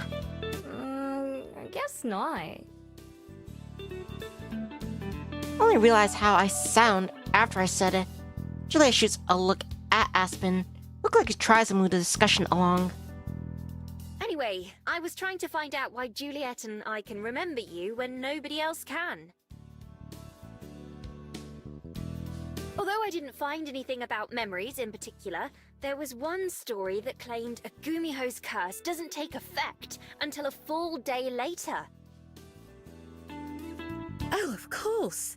And since you and I both saw Miho again before too much time passed, we didn't forget her.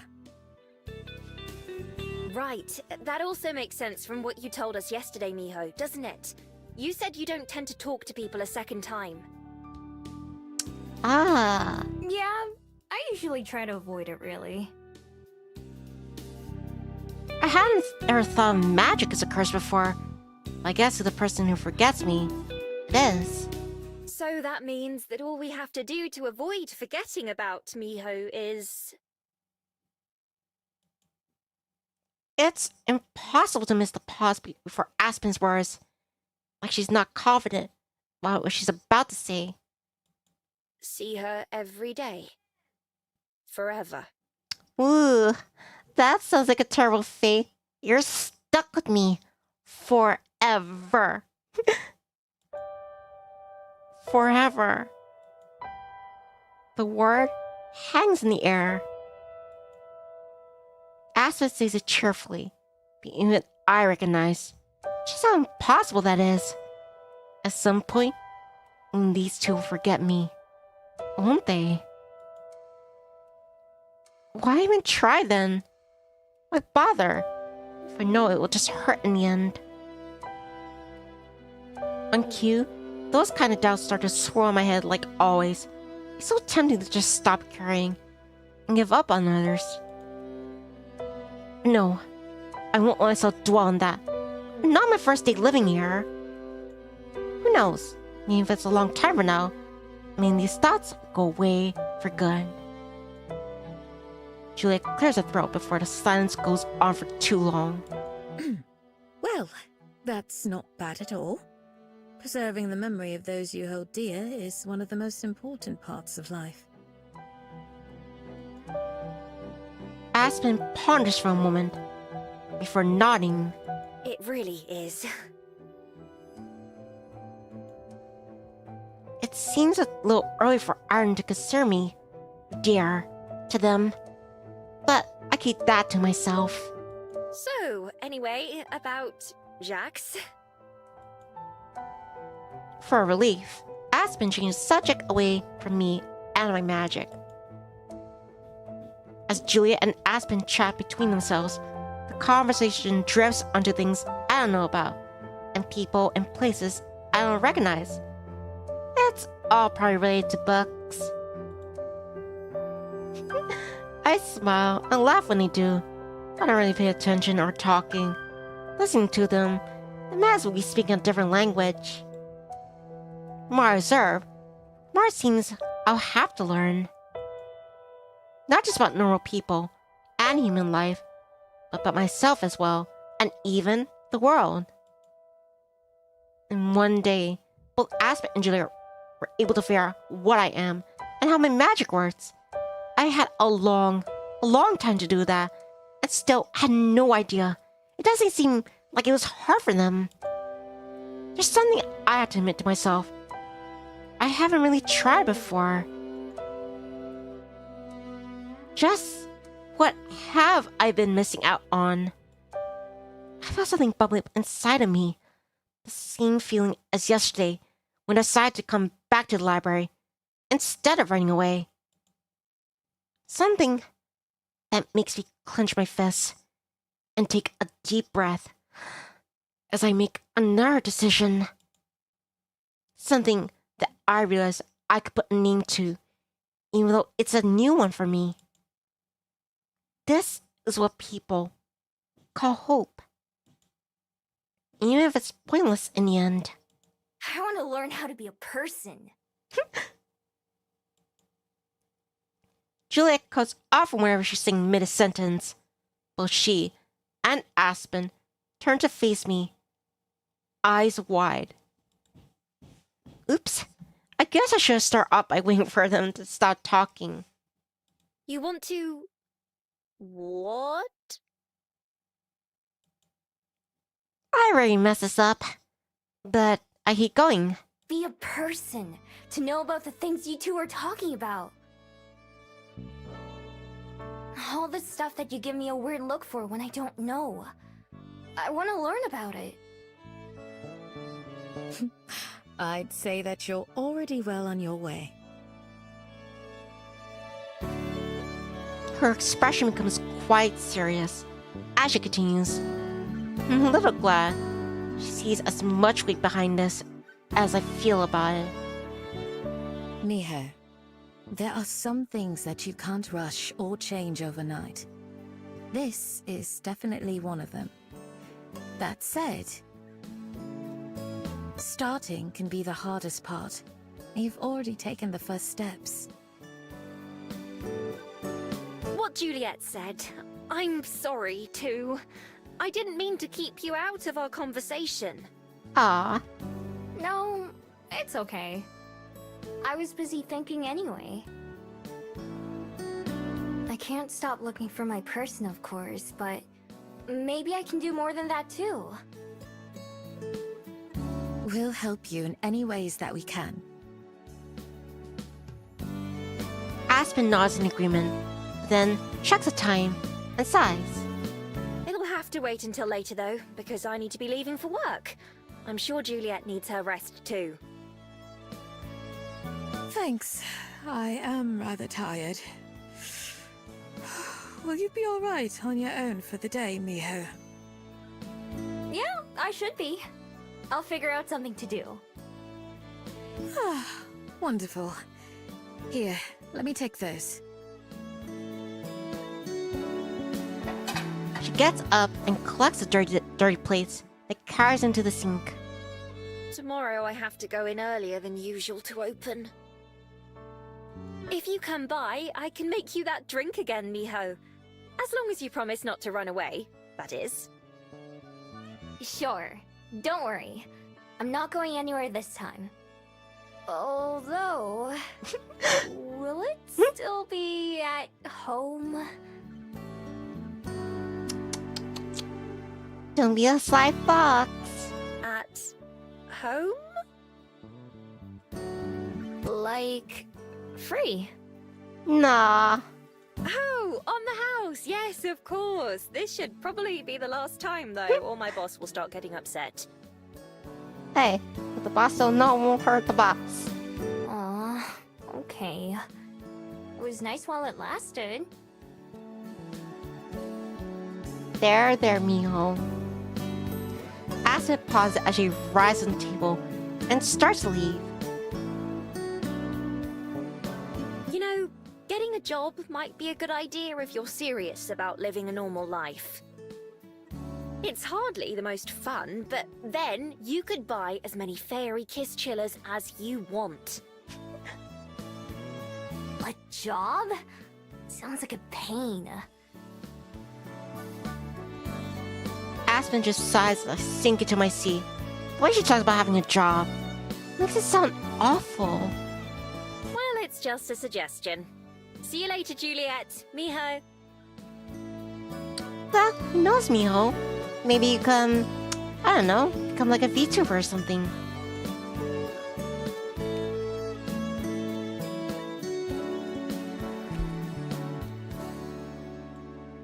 With that, she takes her leave as Juliet and I wave her off. After this distant sound of Juliet shutting her bedroom door, the whole library is silent, leaving me alone with my thoughts in the kitchen. Front doors are unlocked, open to everyone. It's just a matter of time till the first guests arrive. Well, what do I do now? Empty room doesn't have any answer. Right about now, I should be scrounging for breakfast or scoping out a new place, or even planning where I'll spend the night. But with a full belly and a bed to come back to, I don't have to worry about any of that. Instead, I have a lot of free time on my hands. Guess I'll explore. It's how I've been spending a lot of my time recently anyway, and while Juliet and Aspen seem so fine so far, it's a little turn to being around other people so much. Having some alone time is important too. Making my way into town, I try to pay more attention to what people are doing instead of searching for opportunities. I meant what I said about wanting to be more of a person, but Spa says easier for me. There's one thing I'm good at, observing. Of course, I'll be keeping an eye out for anything that can help me find my person. I have to admit, I don't have much of a plan for that. Usually, when I go to a new country or city, I'll try to find someone who might know them or recognize my scroll. I usually prefer asking other feeble, easier to deal with, than humans. It's not a very efficient plan, if I'm being honest. But I had to really get lucky for it to work. But I haven't come up with any better ideas. Not that Aspen and Juliet have offered to help. Maybe they'll be able to think of something new. For now, I'm just killing time.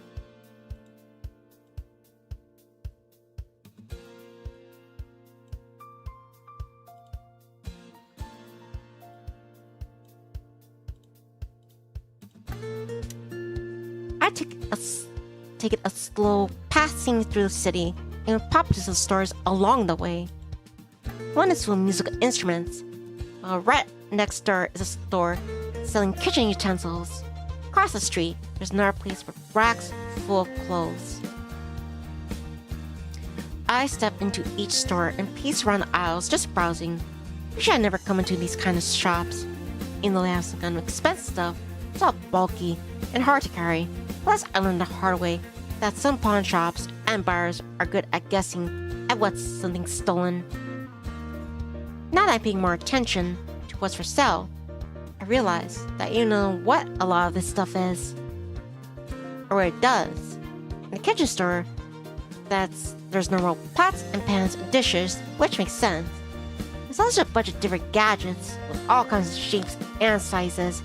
I can't even guess what you use some for. At the music store, I recognize a few instruments like guitars, pianos, and drums.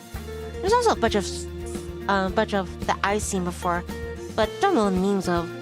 Mostly kind of be played with your mouth. Then there are some that I've never seen. Having made sure actual instruments are not some other kind of device. I seem to be the only one having this problem. In both stores, the other customers I've seen all walk around like they know what they're doing, or at least they're looking for something in particular. I try to listen in on a conversation that someone's having with a salesperson, but it's just like listening to Aspen and Juliet talking. I don't recognize half the words. In the end, I don't spend long in either store. This is already harder than I thought. Nearby, there's a clock outside of the stores, and unfortunately, it's only been an hour or so since I left the library. There's still a long time before Julia will be up. Guess I'll keep looking around. Although I'm not expecting much, I continue to browse through most of the shops I pass, just for something to do. I think about going by the bell house saying hello to Aspen.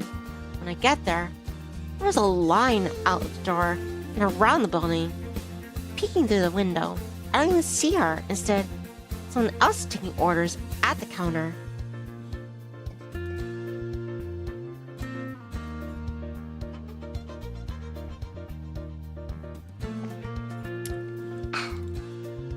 I don't feel like waiting, so I keep walking instead. I end up walking for as long as I can stand, past Skyport and the beach, past Mount Victoria, back towards town yet again. And if actually gets back to boring even for me, I head back to the library.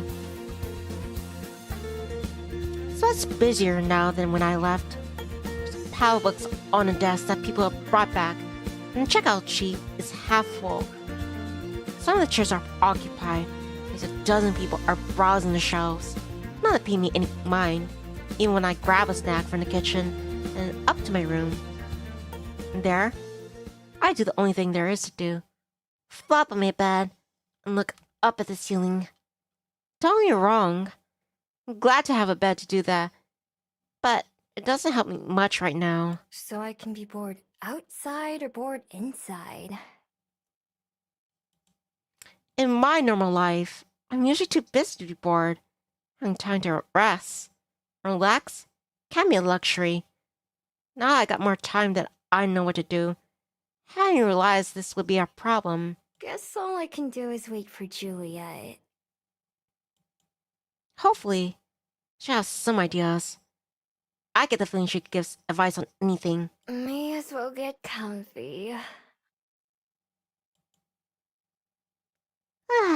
Yawning, I get under the covers and transform into a fox. With a soft pillow under my head and the cozy blankets above me, it's like being in a comfortable den. After all the walking I did, a nap does sound pretty nice. If I'm lucky, I won't wake up until Juliet does. Wrapping my tail around my face, I close my eyes and eventually drift off to sleep. It's almost dark when I finally open my eyes. Just like this morning, it takes a second for me to remember where I am. I burrow my way out of the blankets and then retake my human form, rubbing the sleepiness from my eyes. That nap worked better than I expected. Hopefully Juliet will be awake by now. If she isn't, I don't know what I'll do. There's no way I'm falling asleep anytime soon. Unlike this morning, I passed by Juliet's office.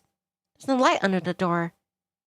I do catch the sound of something going on in the kitchen, so I go downstairs. In the kitchen, I'm treated to quite the sight. Good evening, Miho. I'll be with you in just a moment. It's not just Juliet in the kitchen, but 3 bats as well. One cleans the back of the chair Aspen sat in this morning. Another's on the top of the fridge. Third one is perched on Julia's shoulder. I think it's the same one that I saw in her office.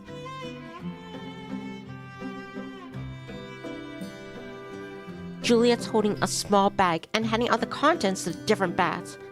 Closer inspection, I realize that they're bugs. All the bats devour them greedily, including one nibbling by Juliet's ear. She doesn't seem bothered, and hands them each another treat. All right, here are the last ones. The bats in the chair and fridge finish their snacks, and they fly over my head and out of the kitchen. Their wings nearly clip me in the face, and the gust they create blows my hair around. The last one stays on Julia's shoulder even after it's finished eating, and Julia picks up a small envelope from the counter and ties it to one of the bat's legs. Thank you, Orpheus. We'll see you soon. Bye-bye, Orpheus.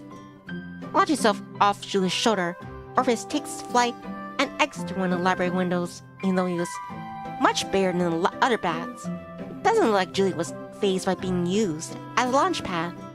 My apologies, Miho. You caught me just at dinner time for the bats. It's okay. I just woke up. Oh? I take it you had a busy day then. Well, not really. Just walked around for a while and then took a nap because didn't know what else to do. I see. I'm sorry to have left you on your own all day. I should have made sure you were taken care of before I went to sleep. She sure does apologize a lot. Is that what it means to be polite?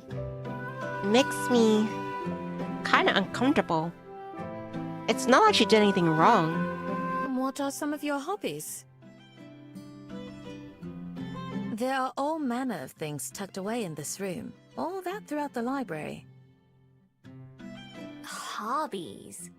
I don't think I know that word. Something you do for fun, just because you enjoy it. Oh! But I don't really have anything like that.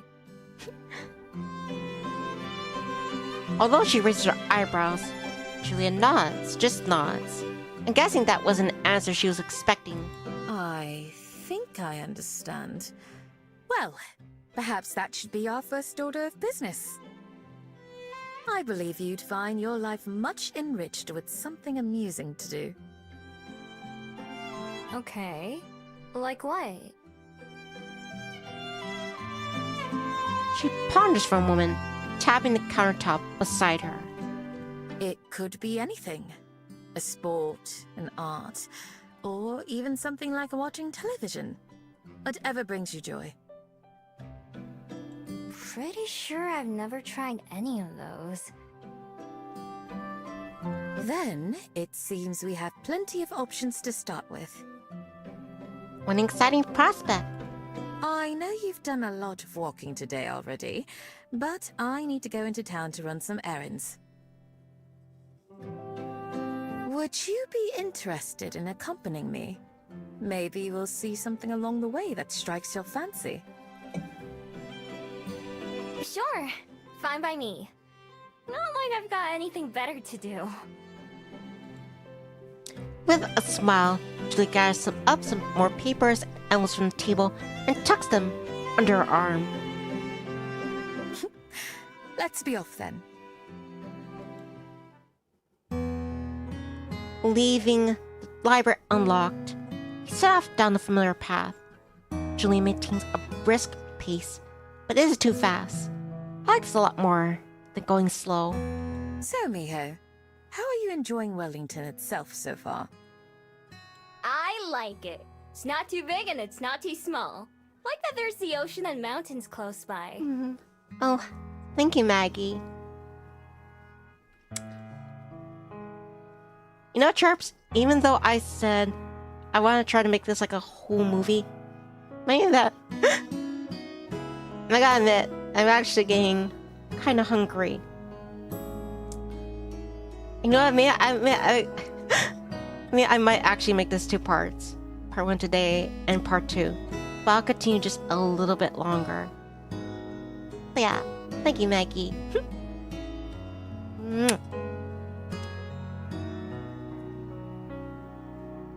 Oh, I'm not thinking stack. I'm thinking like...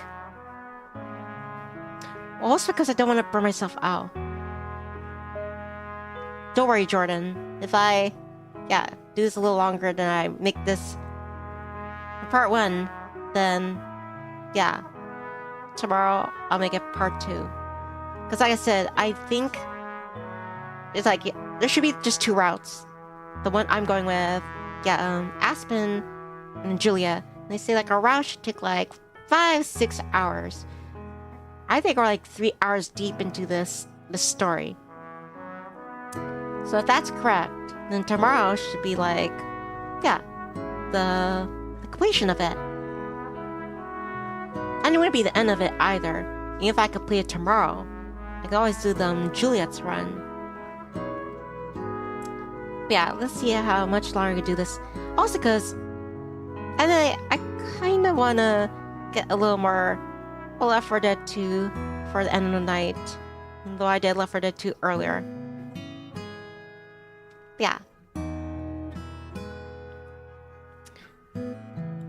Yes, we're truly fortunate to live in such a paradise. How'd you end up here in the first place?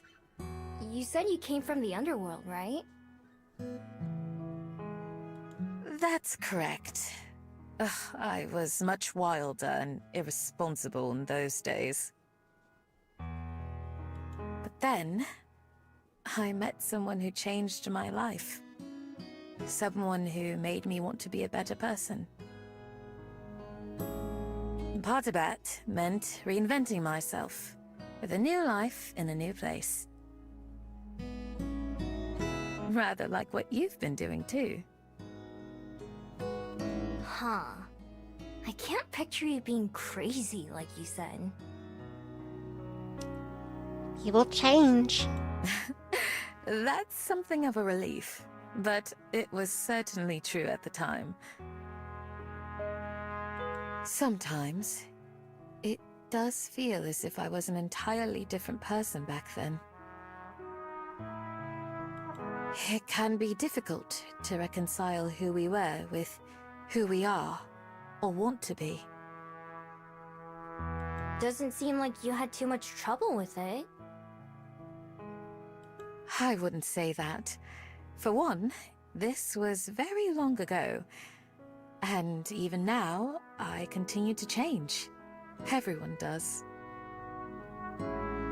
Perhaps in a few hundred years, I'll look back on these days, and they'll also seem like someone else's life. Maybe. Not that I think Julia's lying, but it seems like to me like she's just being modest. I mean, I don't know her for long. If anything, she seems a little too perfect. It isn't too late in the evening yet. There's plenty of other people out and about too. Occasionally, someone I recognize and greet Juliet. She always gives a friendly greeting in return. After walking in silence for a couple minutes, I clear my throat. I've got a question. What is it? Do you always walk places? As opposed to? Flying. Can't you turn into a bat? Oh, yes. I suppose I can. I do so only sparingly, though. I imagine, though, that it uses more energy to fly than to walk. I Unless find you're, that I appreciate gliding. life more as a human than as a bat. Why? That's weird. Like being a fox a lot more. Being a human just feels clumsy. Your arms and legs are way too long and get in the way all the time. But yeah, humans have opposable thumbs, and we can make like heart shapes with our hands, and I don't know, we could like give people head pats and smush their face. I suppose that's true.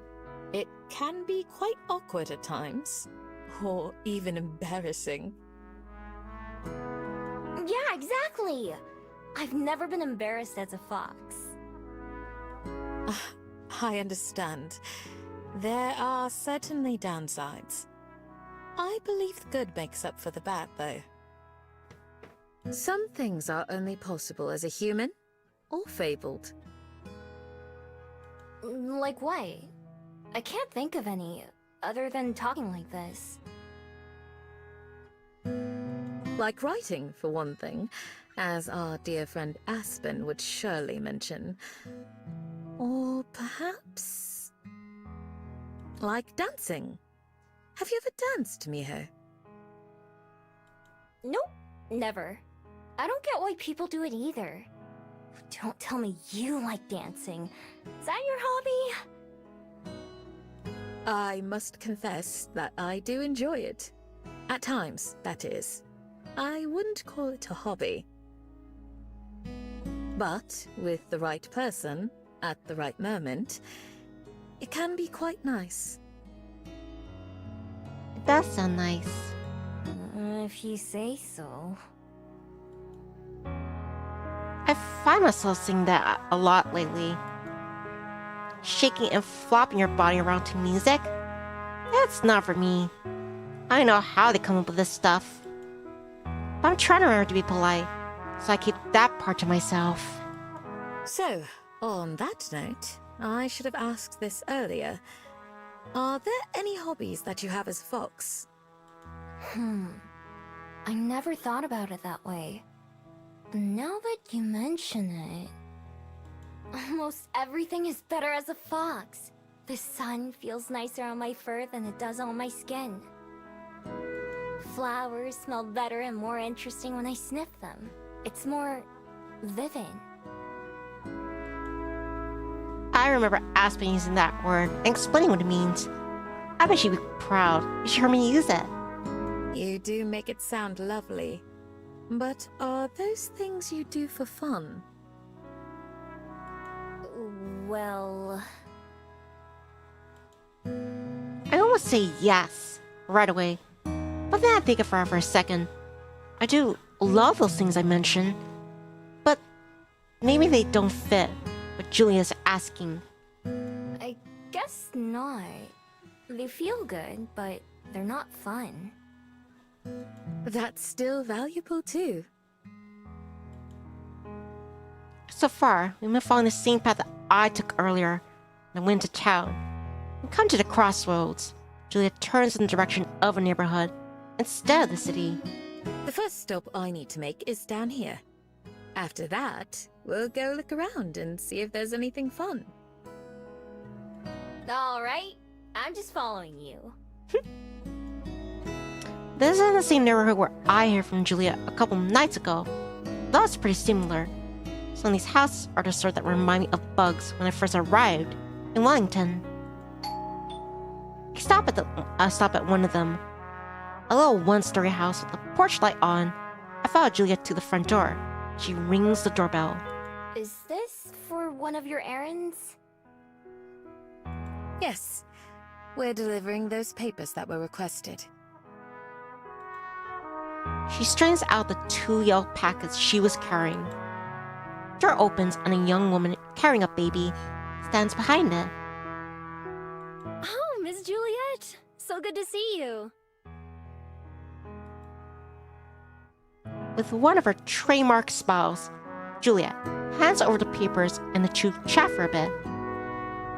I lean against the wall, not involved or listening. When talking to the lady, Juliet is the same warm tone and softness as when she's talking to me and Aspen. In fact, if I close my eyes, I can almost pretend I'm back at the breakfast table with both of them, listening and going on about books. Eventually, the woman takes the folder, and after saying goodbye several times, we leave. As soon as we're off the property, I turn to Julia. What was that all about? I suppose you could call it another one of my hobbies. Sometimes, patrons have requests for information on their ancestors, or a piece of history that they'd like to learn about. For example, Mrs. Aliyu wanted to know about her husband's culture so she could teach her new child.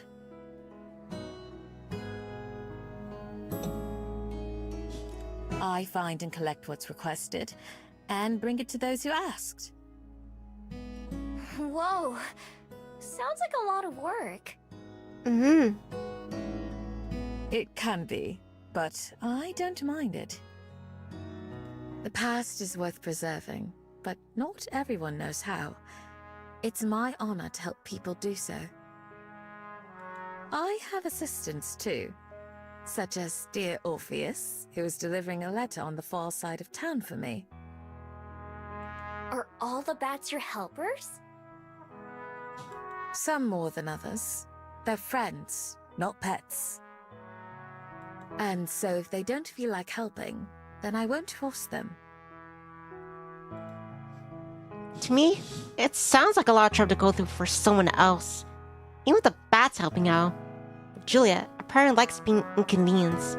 It's the same as letting me stay in the library. Still, that sounds like it would be really helpful in my own search for the traveler. As Juliet leads us to our next destination, we leave the residential area and go back towards the city. I try to keep my eyes peeled for anything interesting. There are plenty of people sitting out at tables and having a meal, or walking around the shops, but nothing out of the ordinary. In fact, it's not that much different when I was here earlier. There are more feeble and fewer humans. There's still plenty of those too. Some of the places I pass by are closed now, but some, like the music store, are still open. When we come to a big building with a lot of posters on the walls outside, we stop. This is one of our movie theaters. They show all the most popular films, as well as independent ones from local creators. Have you ever been to see a movie before? Not in a place like this. I know what movies are, but I don't think I've ever watched one. You should try it sometime. maybe you'll find you like them. Movies can make you feel all kinds of different things. Happy, sad, scared, or just amused. Movies could be educational too. Some are good for making you think, and some are good because you don't have to think about anything and can just relax. Why would I want to watch something that makes me sad or scares me? Well, I mean, you like stealing. That makes you scared and thrilled. For some, it's fun to explore different emotions in a safe environment like that. When we see something that makes us feel strongly, it can stick with you. Perhaps cause you to view things in a different light. And if it ever becomes too much, you can simply stop watching or put on something else. I'll try it sometime. Although, I don't know about the sad or scary ones.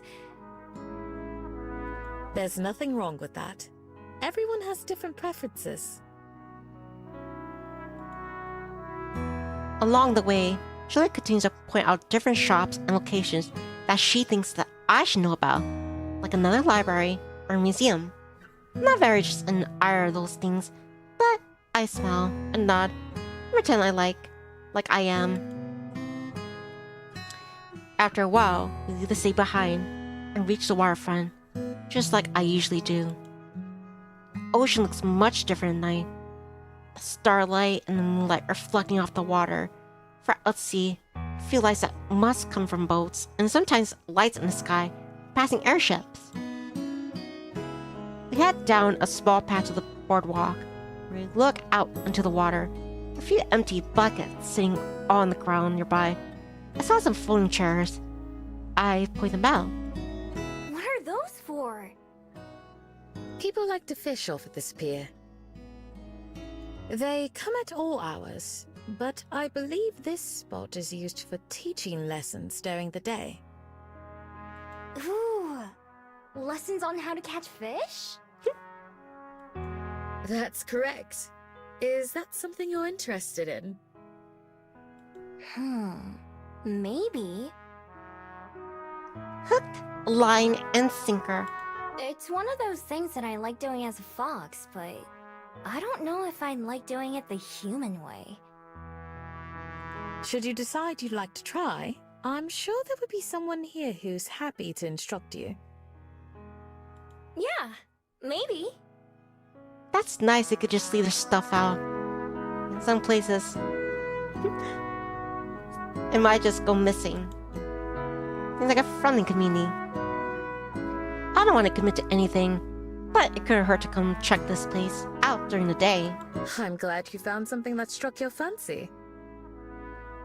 Is there anywhere else you'd like to visit while we're out? Or should we return home? Nah, I'm ready to head back. Is there anything for dinner? Yeah. I'm sure we can put something together. Then let's go.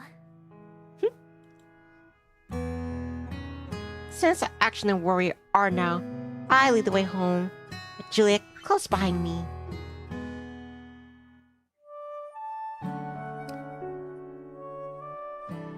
Alright, Chirps. I'm gonna finish this tomorrow. Guess this will be part 1 of Aspen's run. Haven't seen much of Aspen, but makes sense. Let me just... hold on. Save here. Carsley said it was fun, as always.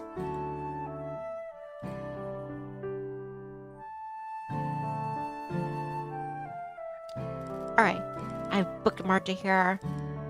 So, I'm gonna eat, and I'll see if I want to, like, do one more, I don't know, Left 4 Dead 2 stream. I guess I don't want to overdo it. Also, because, yeah, I don't, like, I'm enjoying this, I really am. I don't want to get burnt out on it either. Jordan says, okay, Nip Pop, I'm gonna go to bed. Warm hearts and sweet dreams. Hugs to Canada. You're welcome, Jordan. I'm glad you're able to catch this read through this playthrough of Please Be Happy. I know you've been looking forward to it. At the very least, yeah, now things are playing a bit differently, and there's some new chirps to enjoy too. If you're interested, Jarvar, I might do Left 4 Dead 2 before I call it night. But so, if you're going to bed, good night, Jordan. You're welcome, Jordan. Anyway, this is Vtuber Adair and the Cat signing out for this. I guess this is part 1 of Please Be Happy. And if I'm making right decisions, I mean, I only made one right so far. Like, check out Aspen. I guess this could be Aspen's run. And I should be able to finish this tomorrow.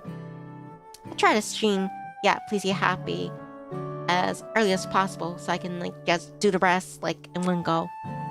Yeah. Take care. Stay safe, Dignity. Thank you very much, Jarvar, Jordan. Then,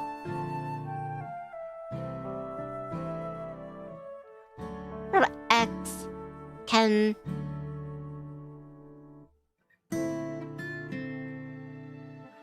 Ghostwolf, Awoo! Zeal, and Maggie Kiriyama, Kitty Maggie. Yeah, I'll let all of you know if I'm gonna, yeah, do Left 4 Dead 2 or something before I go to bed. But if I decide otherwise, yeah, I'll see you next time then. Bye everyone. Thanks again. All for your time and company. I love you all.